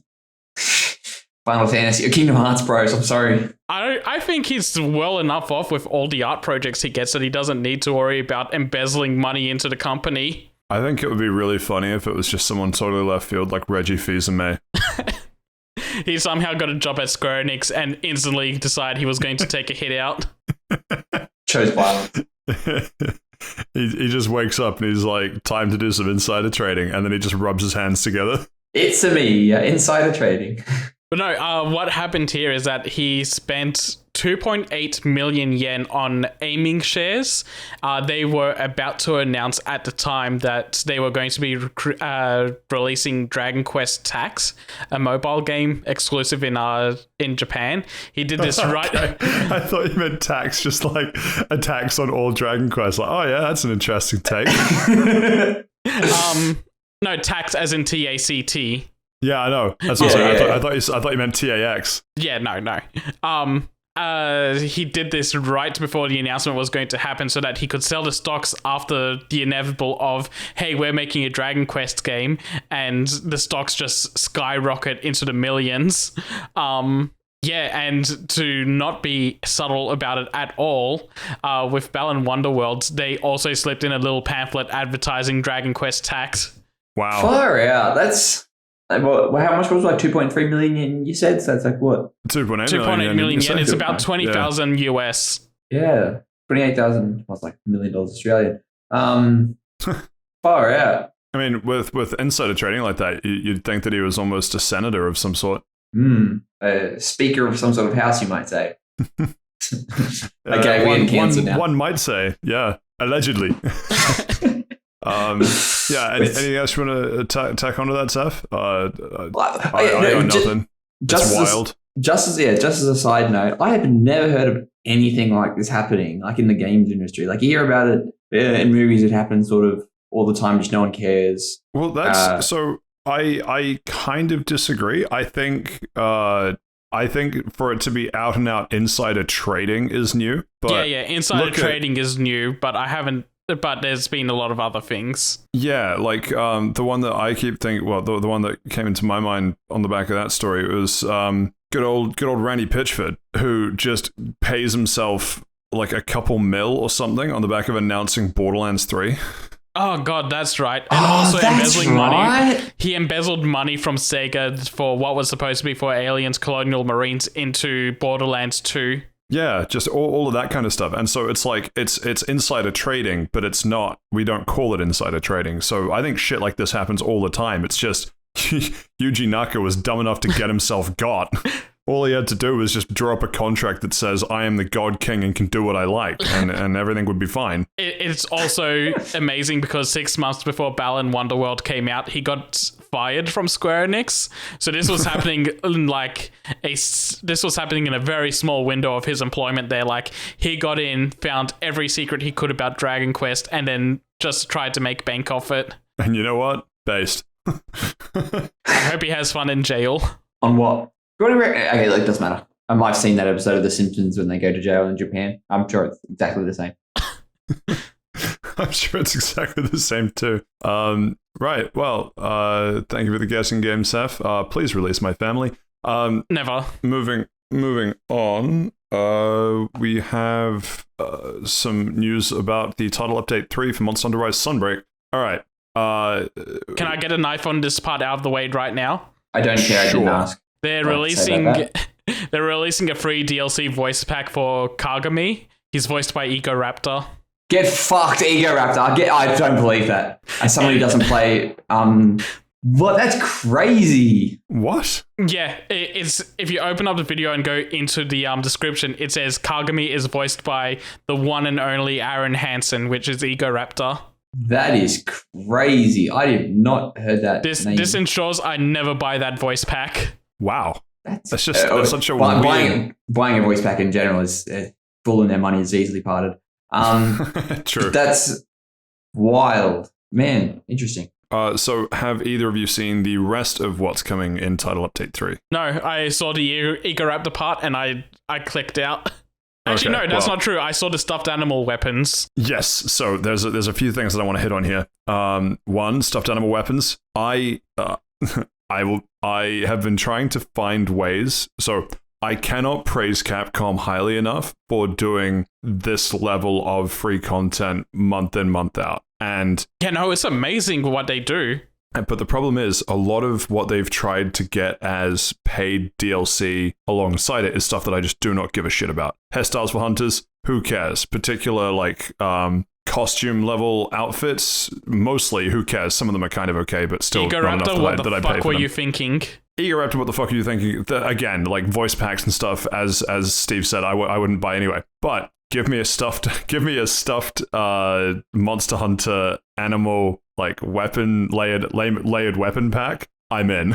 Yeah, no, I'm looking at a T-Rex hunting corn right now, and it's amazing. Yeah, I love it so much. So the Naga Cougar longsword is fantastic. I'll be getting that immediately. I cannot wait. Those it's so clever doing something like that. Because I actually have I bought one of the layered weapon packs that came out in Title Update 1, I think.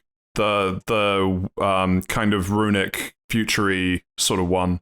The dual blades set looked the coolest, where everything just kind of floats behind you. It's kind of hard to describe, but one of the sets I've already bought, but I will absolutely be buying the stuffed animal one. So aside from the stuffed animal one, a couple of interesting points to note. So one, way back when they announced that Shigeru Megala was coming to Sunbreak, I said it would be sick if they introduced Chaotic Gore Megala, and chances are, one, both, or when Josh was here, all three of you said, what the fuck is Chaotic Gore Megala? Chaotic Gore Megala is the kind of intermediary stage between Gore Megala and Shigeru Megala, first introduced in Monster Hunter 4, where it's a Gore Megala who has matured to the point where it should be transforming into Shigeru, but gets stuck halfway and is pissed.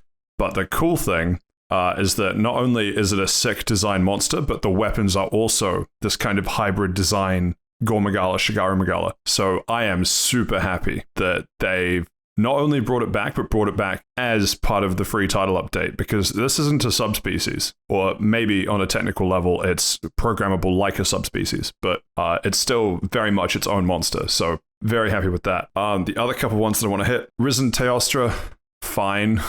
I mean, the nuke is kind of a one-hit kill anyway, so a Risen nuke, I guess, will one-hit kill you faster? I don't know. But Risen Kushala is interesting because there is already a subspecies called Rusted Kushala Deora, which this is different to, and I don't know if they will ever bring back Rusted Kushala. I don't Is it like rusty or something? What's the deal with it? Yeah. So, I mean, like, Kushala Deora is a metallic dragon, and Rusted is, like, it's super old and, not old and, like, frail, but old and, like, battle-hardened. And so like, it's... scarred. Yeah, and so its armor / scales have rusted from just all the battles that it's seen, and you needed white sharpness plus for it not to bounce on any part of its body. What? That's like the highest, if my memory serves. It's like the highest one. Purple's the highest, but it was certainly up there. But it gave you some awesome armor when you eventually did kill it. I don't remember. Right, you got the right materials, right? Yeah. But I remember using the arms for something. Again, this is Monster Hunter 4. Kushara. It's got the same root, but I don't remember the armor set. It's like Kush and then something. Kushara? I'm not sure. Anyway. Did Rusted have a different moveset from regular Kushala? That dang Kush, yeah. Another marijuana joke. How that's funny. But it's, yeah. Basically, I'm not excited for Risen Teostra. Risen Chameleos is a prick. So Risen Teostra, I'm assuming, is going to be a similar boat. But Risen Kushala, Tilted.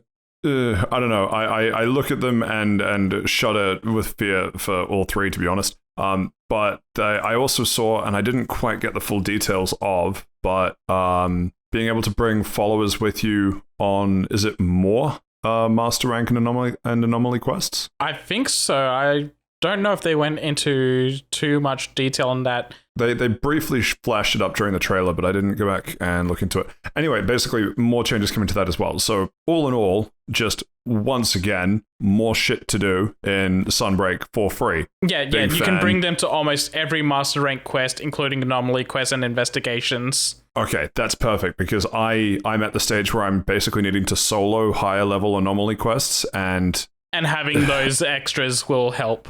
It will. Because doing a solo is not fun. Yeah, they're multiplayer focused things. They are. Sounds they easy. very much are. Filtered, ratioed, get good, etc. That's etc. etc. That's coming out November 24th. Anything else you want to add from either of you two, or shall we move on? Thank you for listening to our podcast, Capcom. I believe that is the only reason why Patrick would have gotten the monster he wanted into the game this early. I'm still, I don't play Sunbreak. Will I play it? Maybe. But I think it's really good of them to keep releasing not only good content, but free content. That's like... Yeah, and it's continuing until spring. Yeah, like it's not just like, oh, this is it, we're done. It's like, well, we've got more stuff to do, I guess. Just because crazy. if they were releasing these as paid DLC packs, I would still be buying them in a heartbeat. So the fact that they're doing this for free is awesome, and I want to support them by buying paid DLC packs that would actually be useful to me, which is stuff like the Kezubo awesome gun. Exactly, but it won't be shit like listening to Egoraptor voice a character. This is why I play on Monster Hunter language. No risk of Egoraptor. Anyway, moving on. Next up in the list, Evil Mask Story trailer. I don't really have a lot of context for this one. Saif, this seems like a U article, or it's actually it's a Seth put it in the docket as he always does. But this is probably for me because it is the new Fire Emblem Engage that is coming out. Yeah, you didn't get to talk about this with us the first time it showed up. I did not. It seems to be a very Nintendo thing to do, to be like, hey, lovable franchise, everyone's going to play it, comes out soon. Fantastic. I loved the 2019 Fire Emblem that came out. Three Houses. I thought Three it was Houses. Yep, Three Houses. It's fantastic. It is. I am literally probably before Pokemon came out, I was very close to replaying it again. But now that this is coming out, I will most likely, I probably will go back and replay it realistically. And I've already got this pre-ordered, so I will play this when it comes out. I am very excited for it. Yeah, and they just released a 3.5-minute trailer that's showcases a little bit of the story. Basically just showing things we kind of already knew of. Basically, these engagement rings have the souls of the past lords in it. This is basically acting as an anniversary game to celebrate the franchise. We see a couple of extra lords that we didn't see before, like we see Roy, my boy, in this one. And there also seems to be some story hints of before the main character had amnesia, they had some falling outs that made them turn evil. Marth and the other engagement rings can be taken by evil forces and used by them. And it's really funny because in Fire Emblem, hero units are blue and enemy units are red. So Marth literally just goes from blue to red in this trailer when he's switching sides.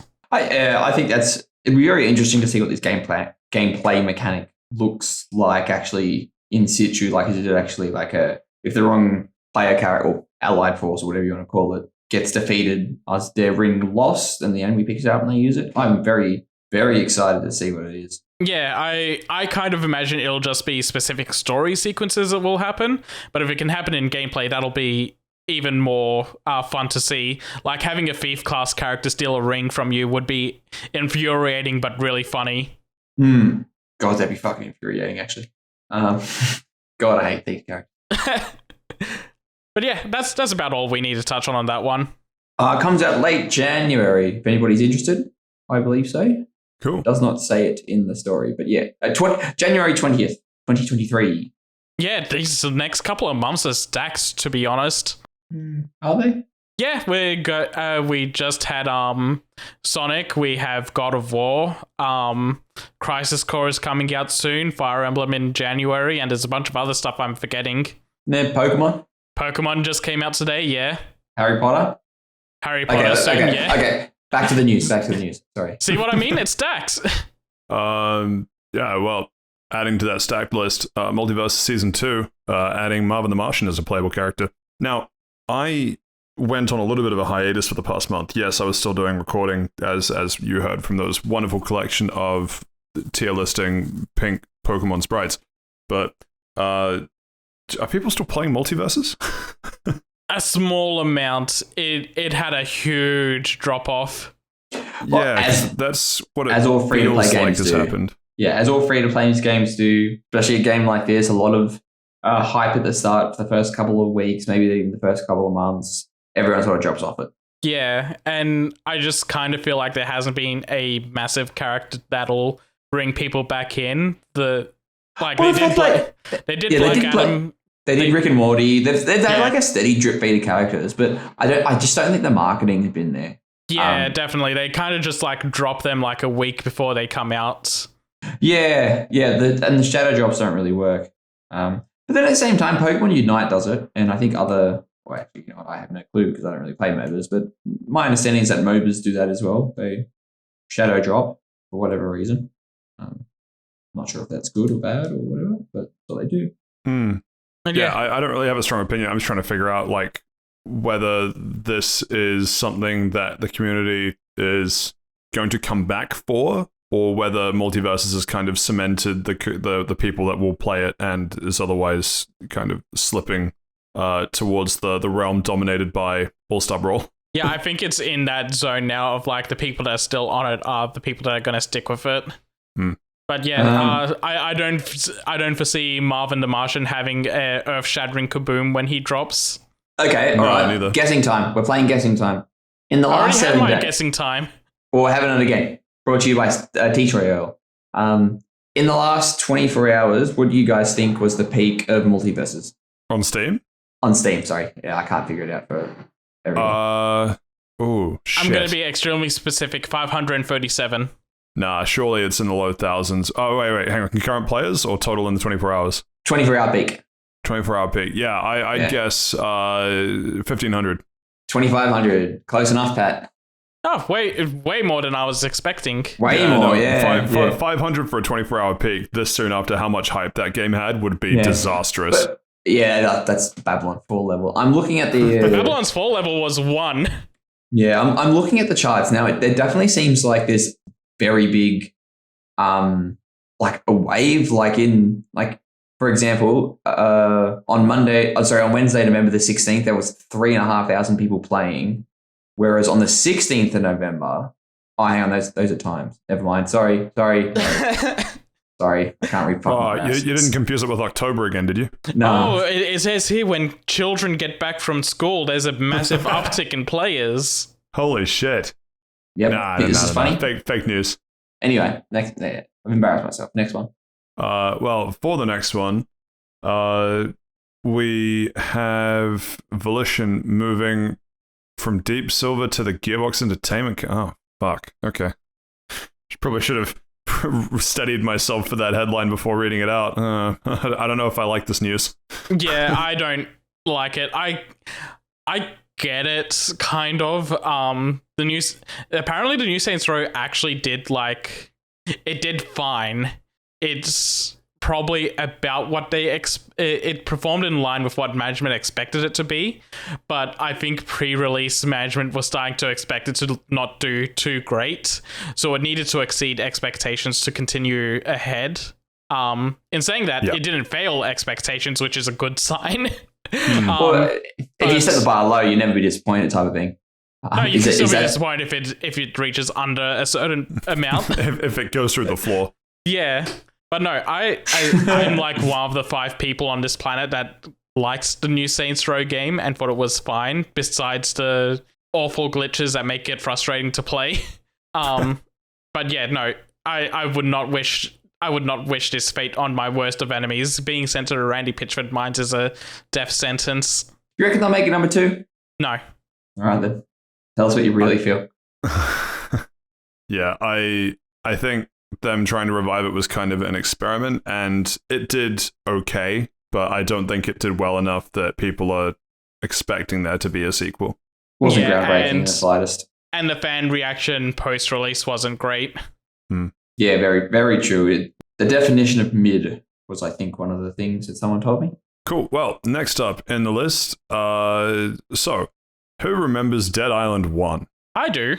I'd never played it. But you remember it, right? Because it had like the greatest gaming trailer when it was announced at, was that E3 or whatever other thing? I never got the hype behind that trailer. I was literally just about to say, it was a good trailer. I quite liked it. I think it did something different for a video game trailer, at least at the time. It was fine. I just didn't get the massive hype about this is the greatest game trailer ever made sort of mindset people had. So Dead Island 1 came and went, and everyone's like, wow, Dead Island 1 was pretty good. And then they announced Dead Island 2. And then Dead Island 2 became a dead island of no news. Boom, nailed it for like yeah, that's pretty good. 10 years? Something like that. I don't know. This is your story, man. It's my reality. You're all just living in it. And so then a few episodes ago, we announced that, oh, what's that? There is a pulse. They've revived the zombie that is Dead Island 2 in the zombie franchise. Boom, nailed it again. They re-deaded it. Okay, that's even better. I like that one. Thank you. They're bringing it back. That Dead Island 2 is now in the works. Well, they decided they needed an encore. True. Yeah. Well, they saw how successful it was killing it the first time. That they've killed it a second time, but only temporarily this time.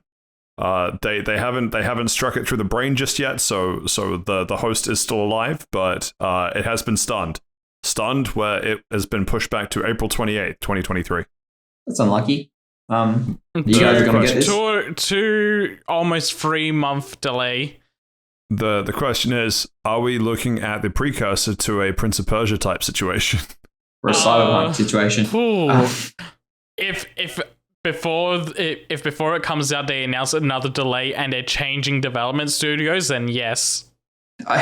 It's look, what's the old saying? A delayed game can be good, but a never delayed game is always bad. Is that it? Is that the saying? I probably fucked it up, something fierce. I think the quote is, I've seen pictures of Mario and Luigi kissing on the internet. Please don't do that.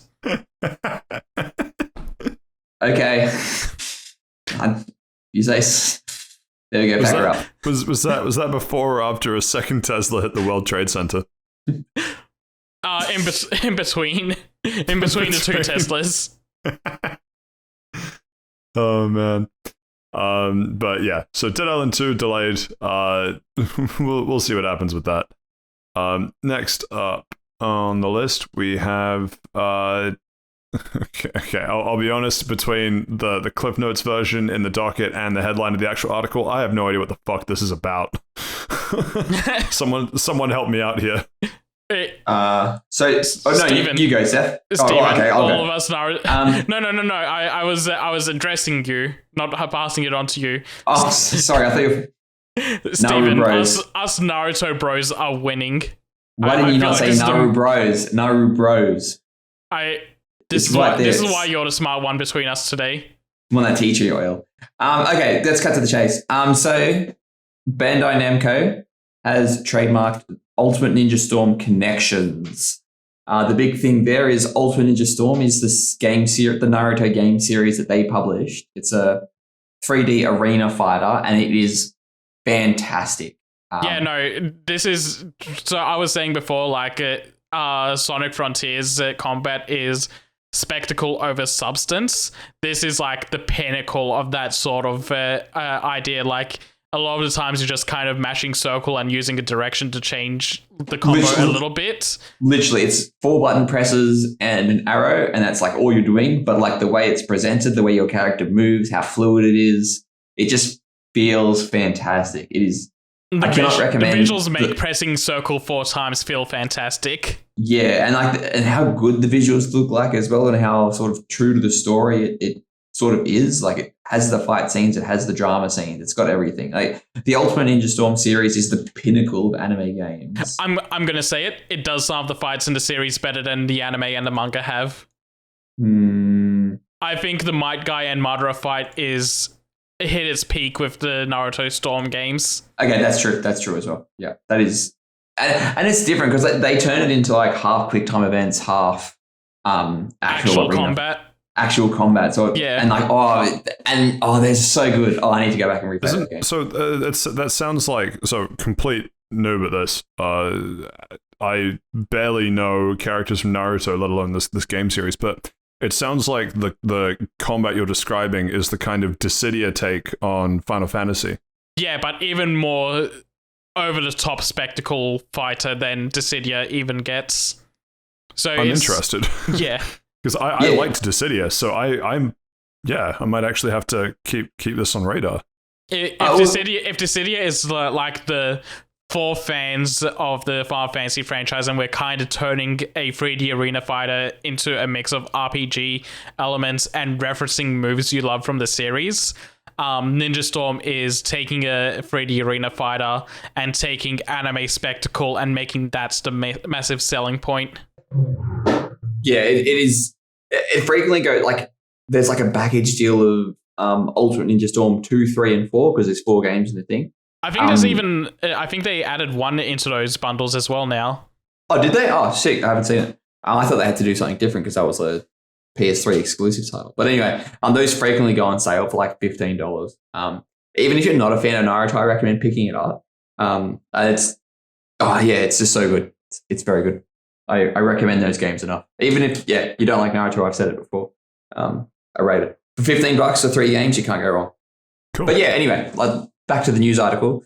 There's no more details or anything. We just know that Bandai Namco has filed a trademark for Ultimate Ninja Storm Connections. But that is a new title, so yes. I am excited. Is it a Boruto game? Hopefully not. I'm fine with Boruto characters appearing. They should make a game about Boruto's dad. Yeah, I'd be excited for that. Yeah, he seems like a pretty cool guy. Boruto's granddad's son. I'm interested to see what this turns into. Hopefully it doesn't turn into Shinobi Strikers and whatever the fuck that. Oh yeah, no, we don't need a Shinobi Strikers sequel. The fact that they're using Ultimate Ninja Storm as the brand's name and CyberConnect 2 is possibly back, then we're in for the Ninja Storm games that we love. That says more than our words ever could. Right, cool. That's it. And Thanks. Speaking of things that say exactly what words do, Crisis Core. Hear me out. Crisis Core Final Fantasy VII drops a trailer they've literally called more than a remaster, and fuck me, what a trailer name. Yeah, it's called more than a remaster, but then the first words of the trailer is a hero's story remastered.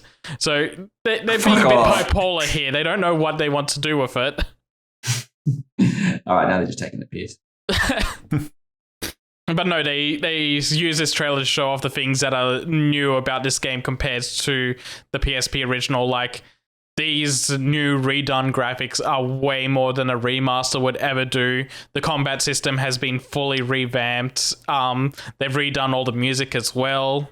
Added new summons as well, and new summon animations. So they're doing new things in this game on top of just remastering the cutscenes with these new models. So what you're describing is this is what fans thought Naughty Dog meant when they said we're releasing Last of Us Part 1 for PS5 again, but remastering it. Yes, maybe. I don't know. I don't know what Naughty Dog was expecting with that.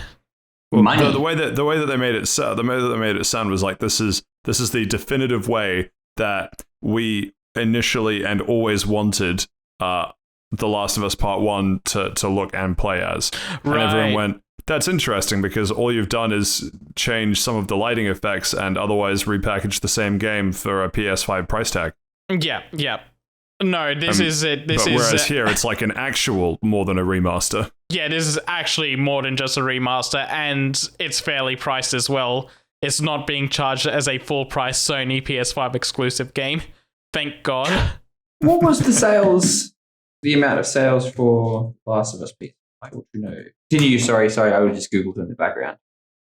No, I think that's it for now. Yeah, I don't have anything more to add to this. It looks fantastic. I'm probably getting it day one. Nice. Now, whether I'm playing it day one is a different story. I don't know about that yet. Why pay full price to get it on day one if you're not going to play it on day one? Because I'll be playing it pretty close to day one. It just depends how quickly I finish a couple of games before it comes out. Like Pokemon. All right. Cool. I can't find it. I don't know how much. Things that I'm considering getting day one. We have word that Control 2 has been announced for PS5, Xbox Series, and PC. So there were rumors from somewhere in the last couple months, I don't quite remember when, that they were currently working on, or that they were going to start work on a project, and they gave it some code name. And so this is them confirming that work is Control 2, which will be the bigger budget Control game. Which will have a bigger budget than Control 1, And I hope this goes well because Control 1 was fantastic. Yeah, no, you guys talked at length and I ignored it all earlier on in the podcast live. Did you end up going back and you still haven't gone back and played it yet, have you? No, I haven't. I've got it downloaded on my PlayStation 5 so I can play it at any point that I want now. It was given away for free on PlayStation Plus, so big win for me. Well, it was on Game Pass, so big win for us Xbox gamers. But yeah, no, I'm very happy for that Control 2 is going to be a thing because I've heard nothing but fantastic things from you guys and multiple other places. So a second game seems well deserved. I just It'd be interesting to see how they tied in with that Alan Wake remaster that they're doing. Or is that already out? No, I don't think it is actually. That's not out yet, but that's coming out sooner than Control 2 is, I believe. Yeah.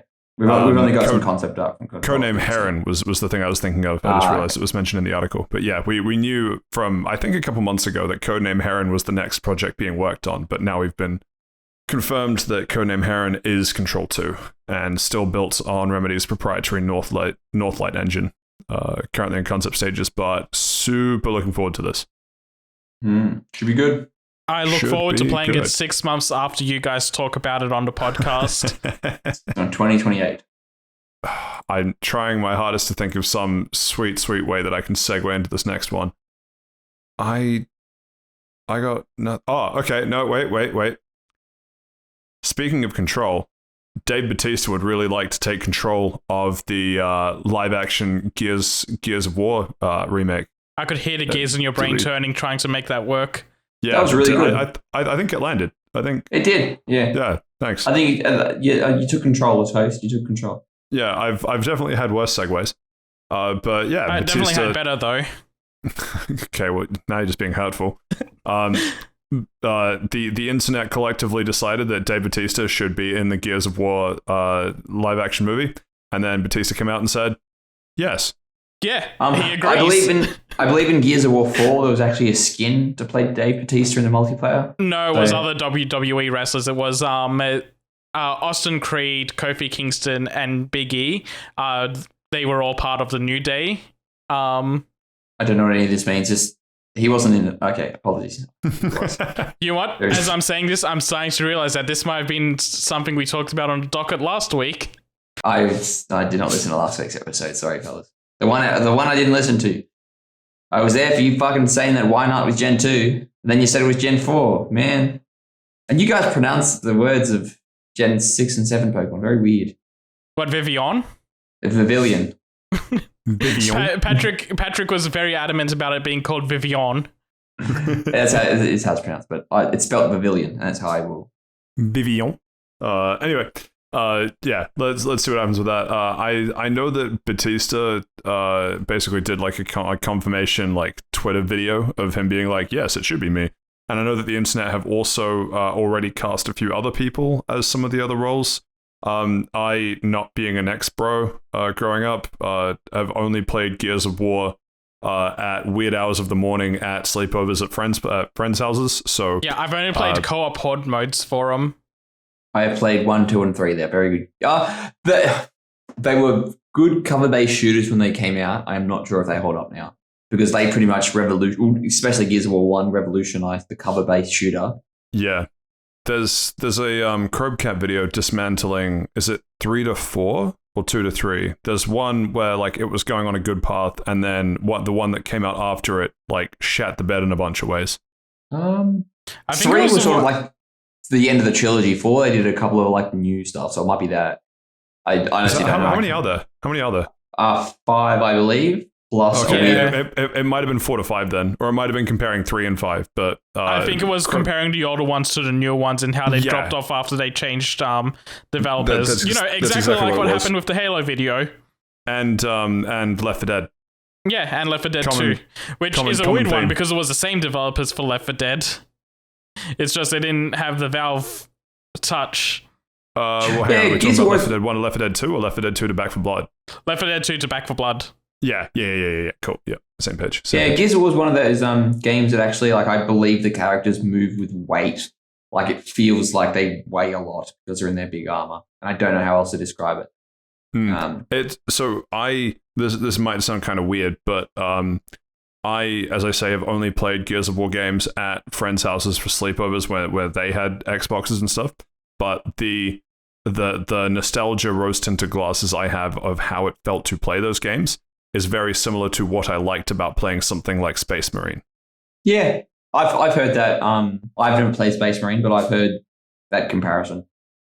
Which, speaking of, Space Marine 2, I haven't heard any news about for a while. I should check in on that. Anyway. Reporting next week. Anything more to add to Gears of War? I need to go and play those games. They did like a remastered thing, like an Ultimate Edition, like what they did with the Master Chief Collection for Halo. I'll get to it eventually. The backlog is ever growing, my friends. Good thing you're putting time into things that count like Animal Crossing. It's a just chore. catching up on that eternal backlog. Yeah. You've got to... When's enough is enough, I guess. You play a game for 2 hours and be like, you know what? Goodbye. We're all going to make it, bros. Speaking of saying goodbye, Phil Spencer said goodbye to Keystone because it was more expensive than he wanted it to be. Again, what is Keystone, Pat? And then next up on the list, I'm kidding. No, we should probably talk about this one for a little bit. Yeah. So, what am I trying to say? I was going to say, you're the one with the stock on the line here. I sold that. I invested in Sony now, and it's not doing too well. It's coming back, but I think it's just... you should have invested in FTX. Would have worked out real well. Yeah. Don't ask me about it. There are these bored apes, right? So anyway, so essentially... now. It's like 95% of value. Anyway. I hear Square Enix is looking for stockholders in their NFT projects. No, not Square Enix. Just the two people doing insider trading. Yuji Naka. Give me that Balan Yuji Naka and his Smurf account. Oh my god, imagine if the two people was just Yuji Naka and a Smurf account. Maybe the second person was Nabillion. Nah, he doesn't strike me as a Square Enix type. He jumped ship before it burnt. Yeah, he jumped it too early. So essentially the Keystone was essentially a from my understanding, it'd be like a dongle of something that you plug into a TV and essentially it would link up and essentially you're cloud gaming on your PC. It's like an Amazon Fire Stick, isn't it? Essentially. It's essentially like a Chromecast or something. You plug it in and then you get it. Yeah, it was going to be the Xbox Cloud Stick, basically. Yeah, essentially, yeah. And the idea was that you can play games from the cloud on your your TV without buying an actual console and then streaming it to your console. Like it was supposed to bypass that. So essentially the story that comes from the Verge's Decoder podcast, which is a very good podcast. I recommend checking it out. It's actually pretty interesting. Sometimes it gets a bit too techy, but anyway. So they had Phil Spencer, the CEO of Xbox, on, and he said that it would cost between $99 to $129 US. He said it would make sense if it released at those prices, which I think means it was going to be higher than those. Yeah, it was probably lowballing it. And the fact that it doesn't release, it seems they didn't want it to be at that price because it wouldn't be bought. Because at what point, if you're paying, let's say it's 100 Australian for cloud streaming to your PC, to your TV, at what point is it you have to have a good internet? It might not work with older TVs. Does it come packaged with a controller, etc., etc.? Okay, well, let me ask you this. If the cost of it was above the cost of an Xbox, is that so different to Sony going, hey, PSVR 2 is going to be $1,500? I'd say it's a bit different though, because VR, you've got that, you've essentially got a TV on your head and you've got the movement sticks as well. That's expensive. Yeah, every time I see that price, I'm just running the numbers. You're like, shit. Actually, Keystone would be pretty good.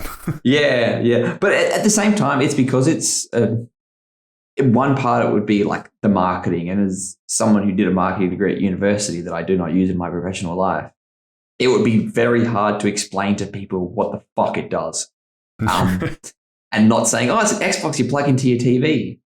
that always has to stay hooked up to the internet. And if it doesn't have internet, you're not playing any games. And if you're playing it at like peak times, and if someone else in the house is watching a video, it's going to lag as shit. It would be very interesting to see how they would position it, especially to like the non-gamer crowd. I think because it sounds like that they got a they got as far as proof of concept. They might have even had the kind of base units ready to go if they had the right price point and materials. But the point is, the R&D that's already gone into that is not worthless, because all these companies are trying to figure out how to do cloud gaming. So Xbox, even if Keystone's not getting released, does still have that valuable R&D, I think. Yeah, definitely. And they can bring it forward, and it probably took them leaps and bounds to cloud gaming in general, like both to the Xbox Series X and S, and as well as to PC and mobile gaming as well. Like they're always talking about that mobile gaming on the cloud is increasing. And maybe it's one of those things, it's a bit too early, and in a couple of years we might be there. Like remember I think it was like 2012 with that E3, and they pretty much said the Xbox One was supposed to be always online, and everybody laughed at them. And now every single device is always online. God forbid it's not. Seth, anything more from you on this one? Do we move on? No, we're good to move on from that one. I basically have the same sort of sentiments as Stephen, that the price was probably the price they wanted not matching up is a shame. But I'm on the opposite side of the fence of the cloud gaming thing. I don't think it's going to take off anytime soon, mostly because internet needs to catch up before it's anywhere semi-viable. Right, but I mean, let's say we have this conversation in 20 years. Oh, 20 years, it's probably going to be more likely. It's more the close future, like 5 to 10. All I'm saying is that cloud gaming and the sort of system that Keystone was supposed to be is not limited by, like, they don't need to rush it to market now for the sake of getting it to market, because if you allow for enough time, eventually the demand will be there. It's just, sure, you might be right in that it's not something that needs to happen in the next 2 to 3 years, but it's coming. Yeah. I think. Yeah, and realistically, it probably shows a lot more, for lack of a better word, bravery on Microsoft's part to actually shelve pull the plug. Yeah, and pull the plug rather than to release it, fuck them up something seriously to the point where nobody like even considers using it, and then they essentially lost cloud gaming, despite the fact there was minor hiccups. I don't think the stick in general was going to be all that necessary as a thing, because they've been on that cloud gaming push for a while, and they just want you to access it anywhere. The stick would have just been like an Xbox branded stick to help you get into it on your TV. But as more like smart TVs happen where they can just kind of connect to the internet, they can just kind of release an app for it. You'll be able to just go onto a website like you could for Google Chrome. God, I call it Google Chrome. Chromecast. No, not Chromecast. No, not Chromecast. Hang on, which one are you talking about? The Google thing that just died. Their cloud Stadia. gaming. Their cloud Stadia. gaming thing. Yeah, Stadia. That's the one. Just go onto a website like Stadia had. They also want you to be able to just do it off your phone, so they'll just have an app for that. Yeah, I don't really see like a massive need for a stick itself. So them just doing the R&D on it and then canning it is fine for now. Probably the sticks. Oh, we're probably spending a bit too much time on this now, but the stick might have been one of those things, like instead of, because they were talking about like releasing an app on the Samsung smart TVs. But instead of doing that, it's like a stick. You just plug it in and play, and it works. Like mucking around with it. Because a million and one smart TVs out there, a million and one different ways of configuring it. It's like, you know what? Plug it in, which is essentially very funny because they're trying to remove the hardware by selling smaller hardware. So, yeah, what I have to say about that. Interested though to see how it goes. Cool. Speaking of things that people are interested to see how they go. Mick Gordon comes out of the purgatory that he's existed in for the past 3 years after the whole Doom Eternal debacle with a I think I heard from a video 14,000 word essay on Medium about all the shit that he's been through over the past couple of years. 53-minute read. Is how long it takes to read it, allegedly. Yeah. Between himself, Bethesda, and id after the whole Doom Eternal and Doom Eternal soundtrack shitstorm, basically. And so he drops that. I think we covered it. We covered it briefly last week, I think, Seth. Yeah, we did. But so the major update to that story is that Bethesda has come out and released a statement that just says no. Yeah, just nah. He's lying. And they did the fantastic what is it? I almost want to say it's Sailor Moon of the my work here is done, but you didn't do anything. Is that Sailor Moon? Yeah, that was Sailor Moon. Tuxedo mask. Cool. Yeah, tuxedo mask. Bethesda basically pulled a tuxedo mask of Mick Gordon is wrong. We have the real evidence. We will release it soon, and then they disappear. Yeah, it was basically lawyer speak of we will release it when we need to if we get pulled into court. Yeah, but which is so. In the court of public opinion, everyone is on Mick Gordon's side. I am yet to find anyone backing Bethesda up in any way in this situation. Especially when Bethesda has wording in here like it mischaracterized and misrepresented the team as a one-sided, unjust account of the details, when for 2 years it was a one-sided account of details in the Reddit post. Yeah, in the Reddit post that was bad-mouthing Mick Gordon, calling him unprofessional and always delivering late. And that could have seriously damaged his career if it wasn't for the fact that so many other publishers had worked with him at that point and were like, yeah, no, that doesn't sound like Mick at all. It's yet another one of those. I guess it's becoming less and less surprising as time rolls on, but you hear about this sort of shit in kind of corporate culture America, and you're like, man, I don't know. Actually, no, it's a similar vein of the whole fucking Elon Musk Twitter thing at the moment, where one of my favorite takes on that is, I can't believe I have the audacity to have imposter syndrome when Elon Musk is confidently striding around that Twitter HQ chewing on wires until something breaks. And I just feel it's got similar. That tweet. It's just got similar energy of everyone from the outside looking in is like, yeah, no, it sounds like, because again, we don't have Bethesda's side of it just yet, but it sounds like Mick was in the right and got dragged through the mud, and Marty, I think it was Marty on the Bethesda side, is an absolute piece of shit. And yet, if you compare them on equal footing in terms of like relative power to their places of work, Marty would kick Mick's ass. So thanks, corporate America. You've done it again. Yeah, it's I'll be honest, part of it is hard reading. I haven't read the full thing myself, but the excerpts that I've seen floating around is... I read it all the day that Mick Gordon posted it all. Oh, yeah. You actually read it. Jesus. Yeah, no, it was a long read, but it was well worth it. Just to see like what the development environment was like for Doom Eternal. Maybe this is just me reading social media, which is never a good thing in the world. I have seen people compare it to the Bayonetta stuff, like, how do we know he's telling the truth? I don't think it's a fair comparison because... Yeah, it's one of those things. It's like she said something on Twitter. He released a comprehensive 1,400-word essay. My understanding, it's got like detailed evidence in it. Yeah. It's like, oh, okay, interesting. That's the major difference, is that it's kind of the difference in discovery process here, because the Bayonetta thing was, she says something on Twitter, everyone goes, where is your evidence? And then when she posts the evidence, everyone went, okay, so you're lying.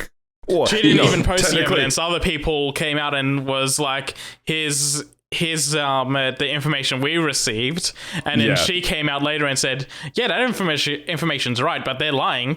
Yeah, I should say it's not that she specifically lied, it was just lying by omission. She didn't tell the full truth.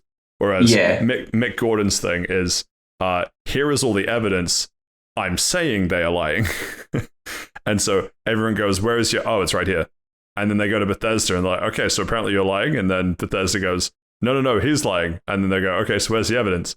And Trust me, bro.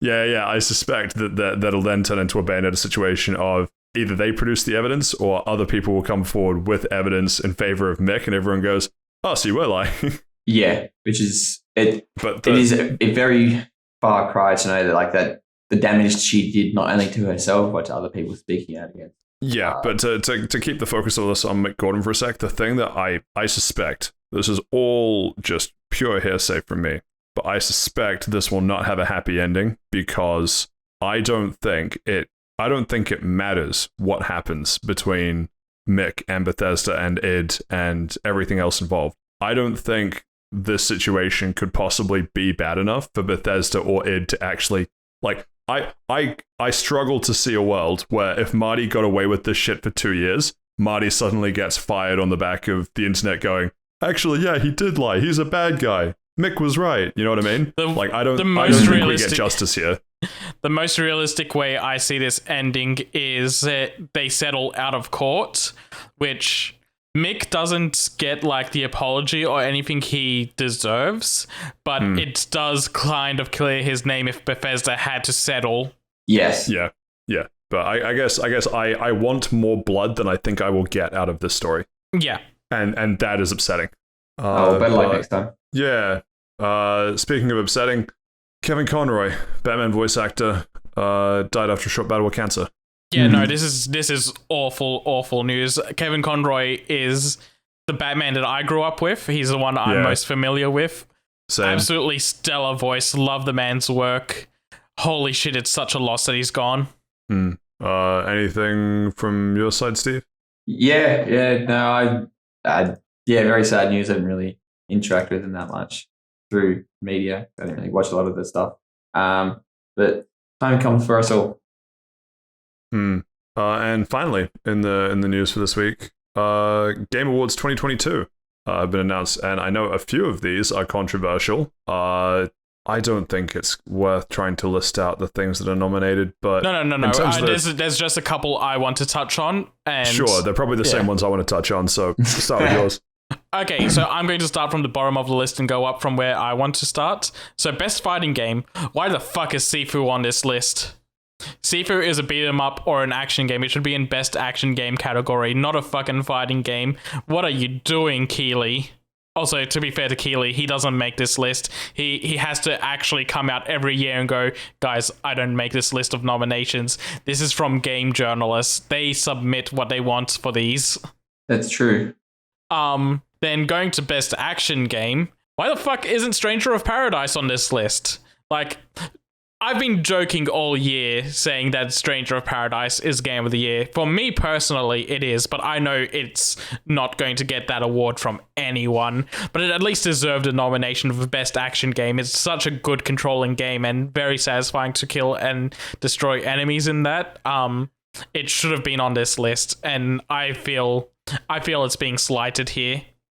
And the last one I want to do is Best Soundtrack, and it's mostly because I was singing the praises of Sonic Frontiers earlier's soundtrack. I truly believe that it deserved a nomination, especially when things like Elden Ring and God of War Ragnarok are here and they're more orchestral, fits the mood of the game and cinematic, like movie score sort of way, while this is like just a very good soundtrack. And no one ever nominates games that have a soundtrack that hypes you up in the moment.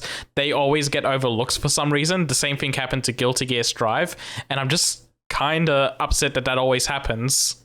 Elden Ring doesn't deserve to be on that list. I'll say it. That's a fair statement. I don't know if I'd agree, but it's a fair statement to make. For the couple of things I want to touch on, weirdly, actually, none of the things you brought up were the ones that I was thinking of, so I guess we get to run some extra ones. Usually, in the Game Awards, Valve gets nominated. I actually haven't bothered checking whether or not they win that often, but the common categories of things like Best Esports Event, Best Esport, like as an esport, Best Players, Best Coaches, blah, blah, blah. There's usually a rep from Dota 2, particularly on the back of the International, which is kind of like the equivalent of like the World Championships for Dota 2. The World Cup for gamers. Yeah, but it's missing. Missing this year, just because it was dominated quite heavily by the team that ended up winning it last year. So it was just interesting to me that we're not seeing as much of a representation from Dota 2, which is funny because I suspect it's actually because the player count is starting to drop for Dota 2, which is 10, 11, might even be 11 or 12 years old at this point. So not surprising, but just interesting that I'm used to seeing it in these lists, and I'm no longer seeing it there. Other ones that are interesting, in the most anticipated, find me the odd one out here, guys. You ready? Legend of Zelda Breath of the Wild 2, Starfield, Hogwarts Legacy, Final Fantasy 15, 16. Resident Evil 4. Wait, why would any of those be the odd one out? Resident Evil 4, really? Yeah, the remake. Yeah, I was going to say I know it's the remake, but it's just funny that it's just like, here's all of these basically new titles, and then Resident Evil 4, and it's like, To be fair, it's a hotly anticipated remake of one of the biggest classics of all time. Sure, but it's just funny because I already have the association of it being a classic that's already out, right? So it's when you think about it, you're anticipated for a game to come out again. Man, people just it'd be like saying, "Oh, thank God they're bringing out Skyrim again." Remember that? Yeah, that's why it's the odd one out for me. Just I'd agree with a Skyrim remake being put up on a most anticipated, but a Skyrim re-release, no.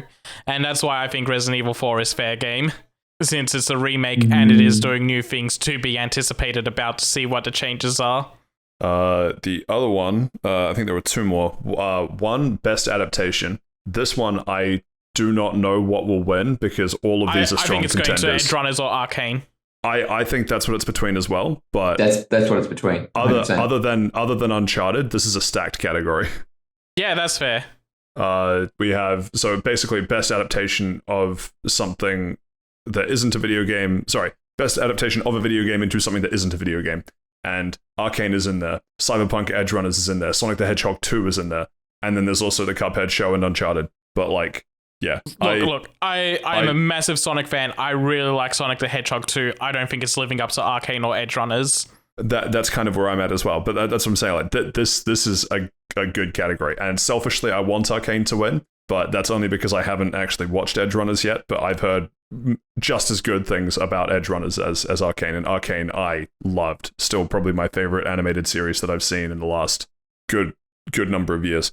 Other one I just want to touch on briefly. So it's kind of, there's nothing that can really be done about it, but it is always funny. Josh brought this up in the group chat that Thor Ragnarok, not Thor, god damn it, God of War Ragnarok being out for all of like a week, making it onto best game for 2022. Yeah, that's fucking ridiculous. So doesn't make sense. Here's my thing with it. The cutoff date is the 22nd of November, I want to say. Yeah, but they released this list a week ago, so there's games that are coming out now that are going to be ignored for next year's show, like Pokemon and Dark Pictures and a couple of other things. I really think that these Game Award shows need to happen after the year is over, because then you have a little bit of time. December is kind of a dead month. Most things happen at the beginning of the month, so a few things get to breathe. But yeah, it's a little ridiculous that God of War Ragnarok is only been out for a week, but I think from seeing trailers and early footage, you could tell that was going to be a contender for Game of the Year anyway. Sure, but it's just an unfortunate timing thing, because it's nominated in Game of the Year, nominated in Best Game Direction, nominated in Best Narrative, nominated in Best Art Direction. You want to talk about some shit? Elden Ring, God of War Ragnarok, and Horizon Forbidden West are three games that take up a lot of categories in here. Like, I think they're in every category they can be in. Yeah, I know, that's fucking ridiculous as well. I'm not surprised about Elden Ring. Elden Ring and God of War, I'm not surprised about. I'm only surprised. I am. Horizon Zero Dawn, that's mid-tier game at best, and I'm so surprised it's there. I'm only surprised about God of War Ragnarok because of the timing, and I think that's just one of those things. Like, but how? I don't know. Just God of War Ragnarok to me kind of hits that same place that The Last of Us 2 and Red Dead Redemption did, where they're big, super AAA games. So of course, game journalists are going to put it up on their list no matter what. Yeah, but it's too close. Like, but at the same time, if you're playing like for a living, I guess maybe it's a bit different. I know we've spent a while on this already, but just another just because I don't think we're going to return to it until the winners are announced. But yeah. Another couple that I want to hit on. Best community support, No Man's Sky getting nomination. Based. Love that. Yeah, there's no way that doesn't win. Fair. I'll give them that. What that game is done. I think Final Fantasy 14 is going to win that, no matter what. Sure, but the fact that No Man's Sky has come this far is really cool to see. What that game is now compared to what it was when it released, two different games. It's slowly creeping up my backlog list to give it another go. Yeah, I think I played it in. I played it in 2020 when I got my Series X. Highly recommend it. It's I played it a little bit, but I played it in between a couple major patches, and I haven't gone back. Yeah, I played it just before base building came out. Yeah, they're bringing out major expansions pretty much every couple of months, and they're all free. Like it's what they've done for that. The community is really strong. There's a lot of people still playing for it. It's a very fun game to play. Actually, Steve, just on your on one of your other monitors, just pull up what the 24-hour peak for No Man's Sky is for Steam. I'd be curious. Okay. My guess, oh shit! What would my guess for that be? 24-hour peak, 1,000, I think. 1,300. Okay, sorry. Say it again. For the last 24 hours. My guess is 1,000. 1,300. 1,300. 6,741. Jesus Christ! Oh man! I knew the community was around. Yeah, I knew the community was good. I didn't think it was that good.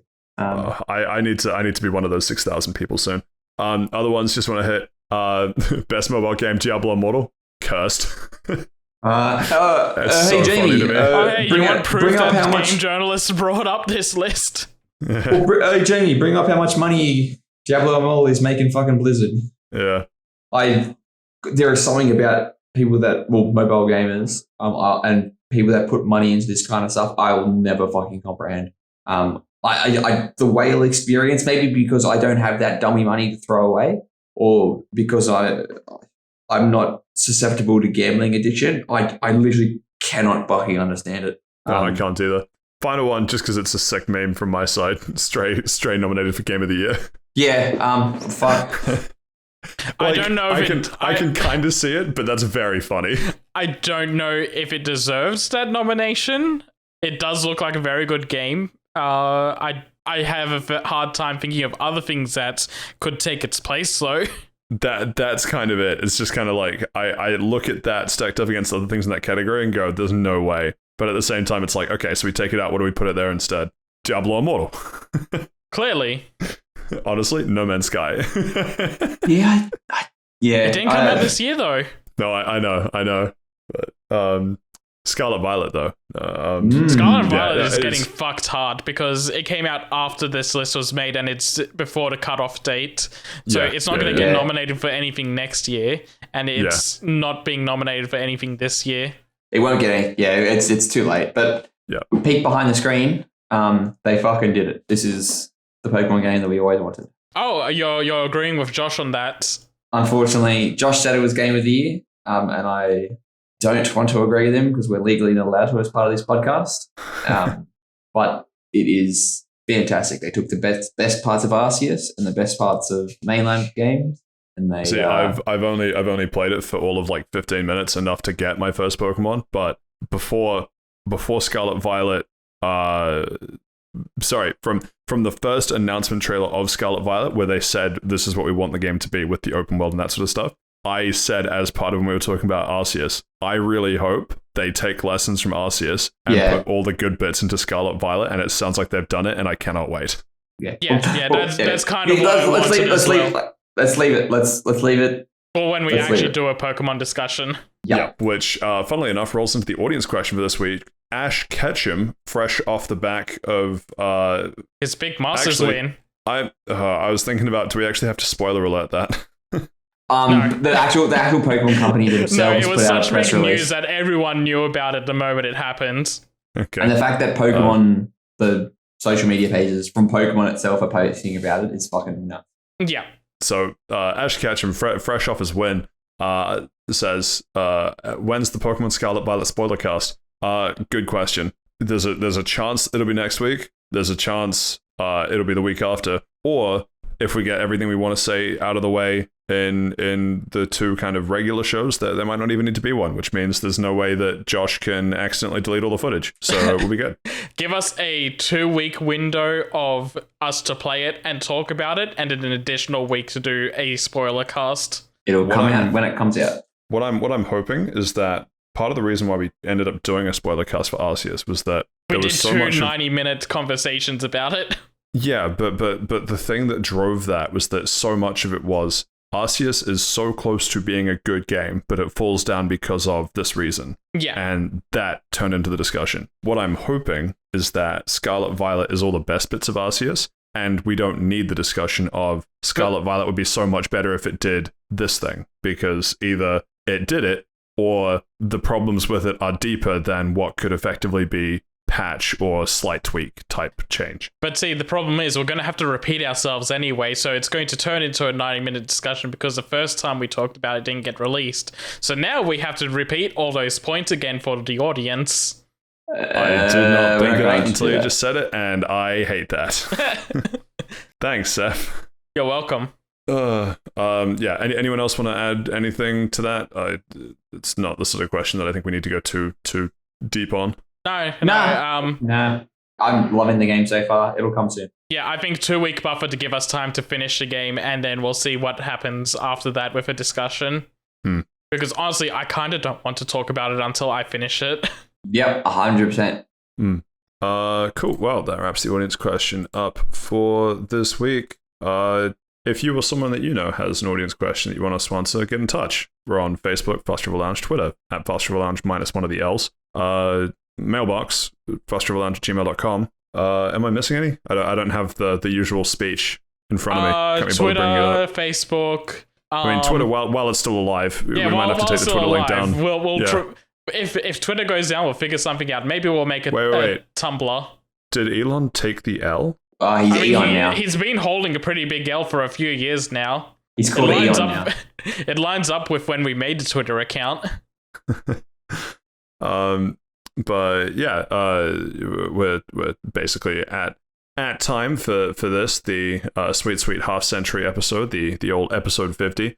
If you've liked what you've listened to, feel free to give us a thumbs up, like, subscription, comment, rating, review if you can, because all of it really helps boost our voices and brings us one step closer to being the preferred Krispy Kreme sponsored gaming news and entertainment podcast. I still think that's a legally gray area that we say that every week, but it is. Nothing's happened yet, so how bad could it be? Is there anything that we want to hint at? I guess it's pretty obvious what we're going to be talking about episode 51, but anything other than Pokemon on the horizon for anyone? I'm playing Deus Ex Mankind Divided. That's okay. I'm playing Life is Strange Before the Storm. Fucking hell, teenage angst the game. God, I hate teenagers. The soundtrack for that game is awesome, though. It is a very good soundtrack. Fucking that Chloe is such a shit character. And Monster Hunter Stories 2, which I've started. I don't think I will pick back up until after Pokemon. Yeah, so new things I'll be doing is just playing Pokemon for the entire week. But next week's podcast, I'll actually just finally finish my thoughts on Bayonetta 3. Oh, yeah. Because I never talked about it again after finishing the game. And how much it changes the opinion of the game. Well, people can look forward to that. But until that point, I've been Patrick. I've been joined by Saif and Steve, and we'll catch you next time. Goodbye. Good luck in prison, Yuji Naka. Happy birthday, tea tree oil. Inbox me to find out more.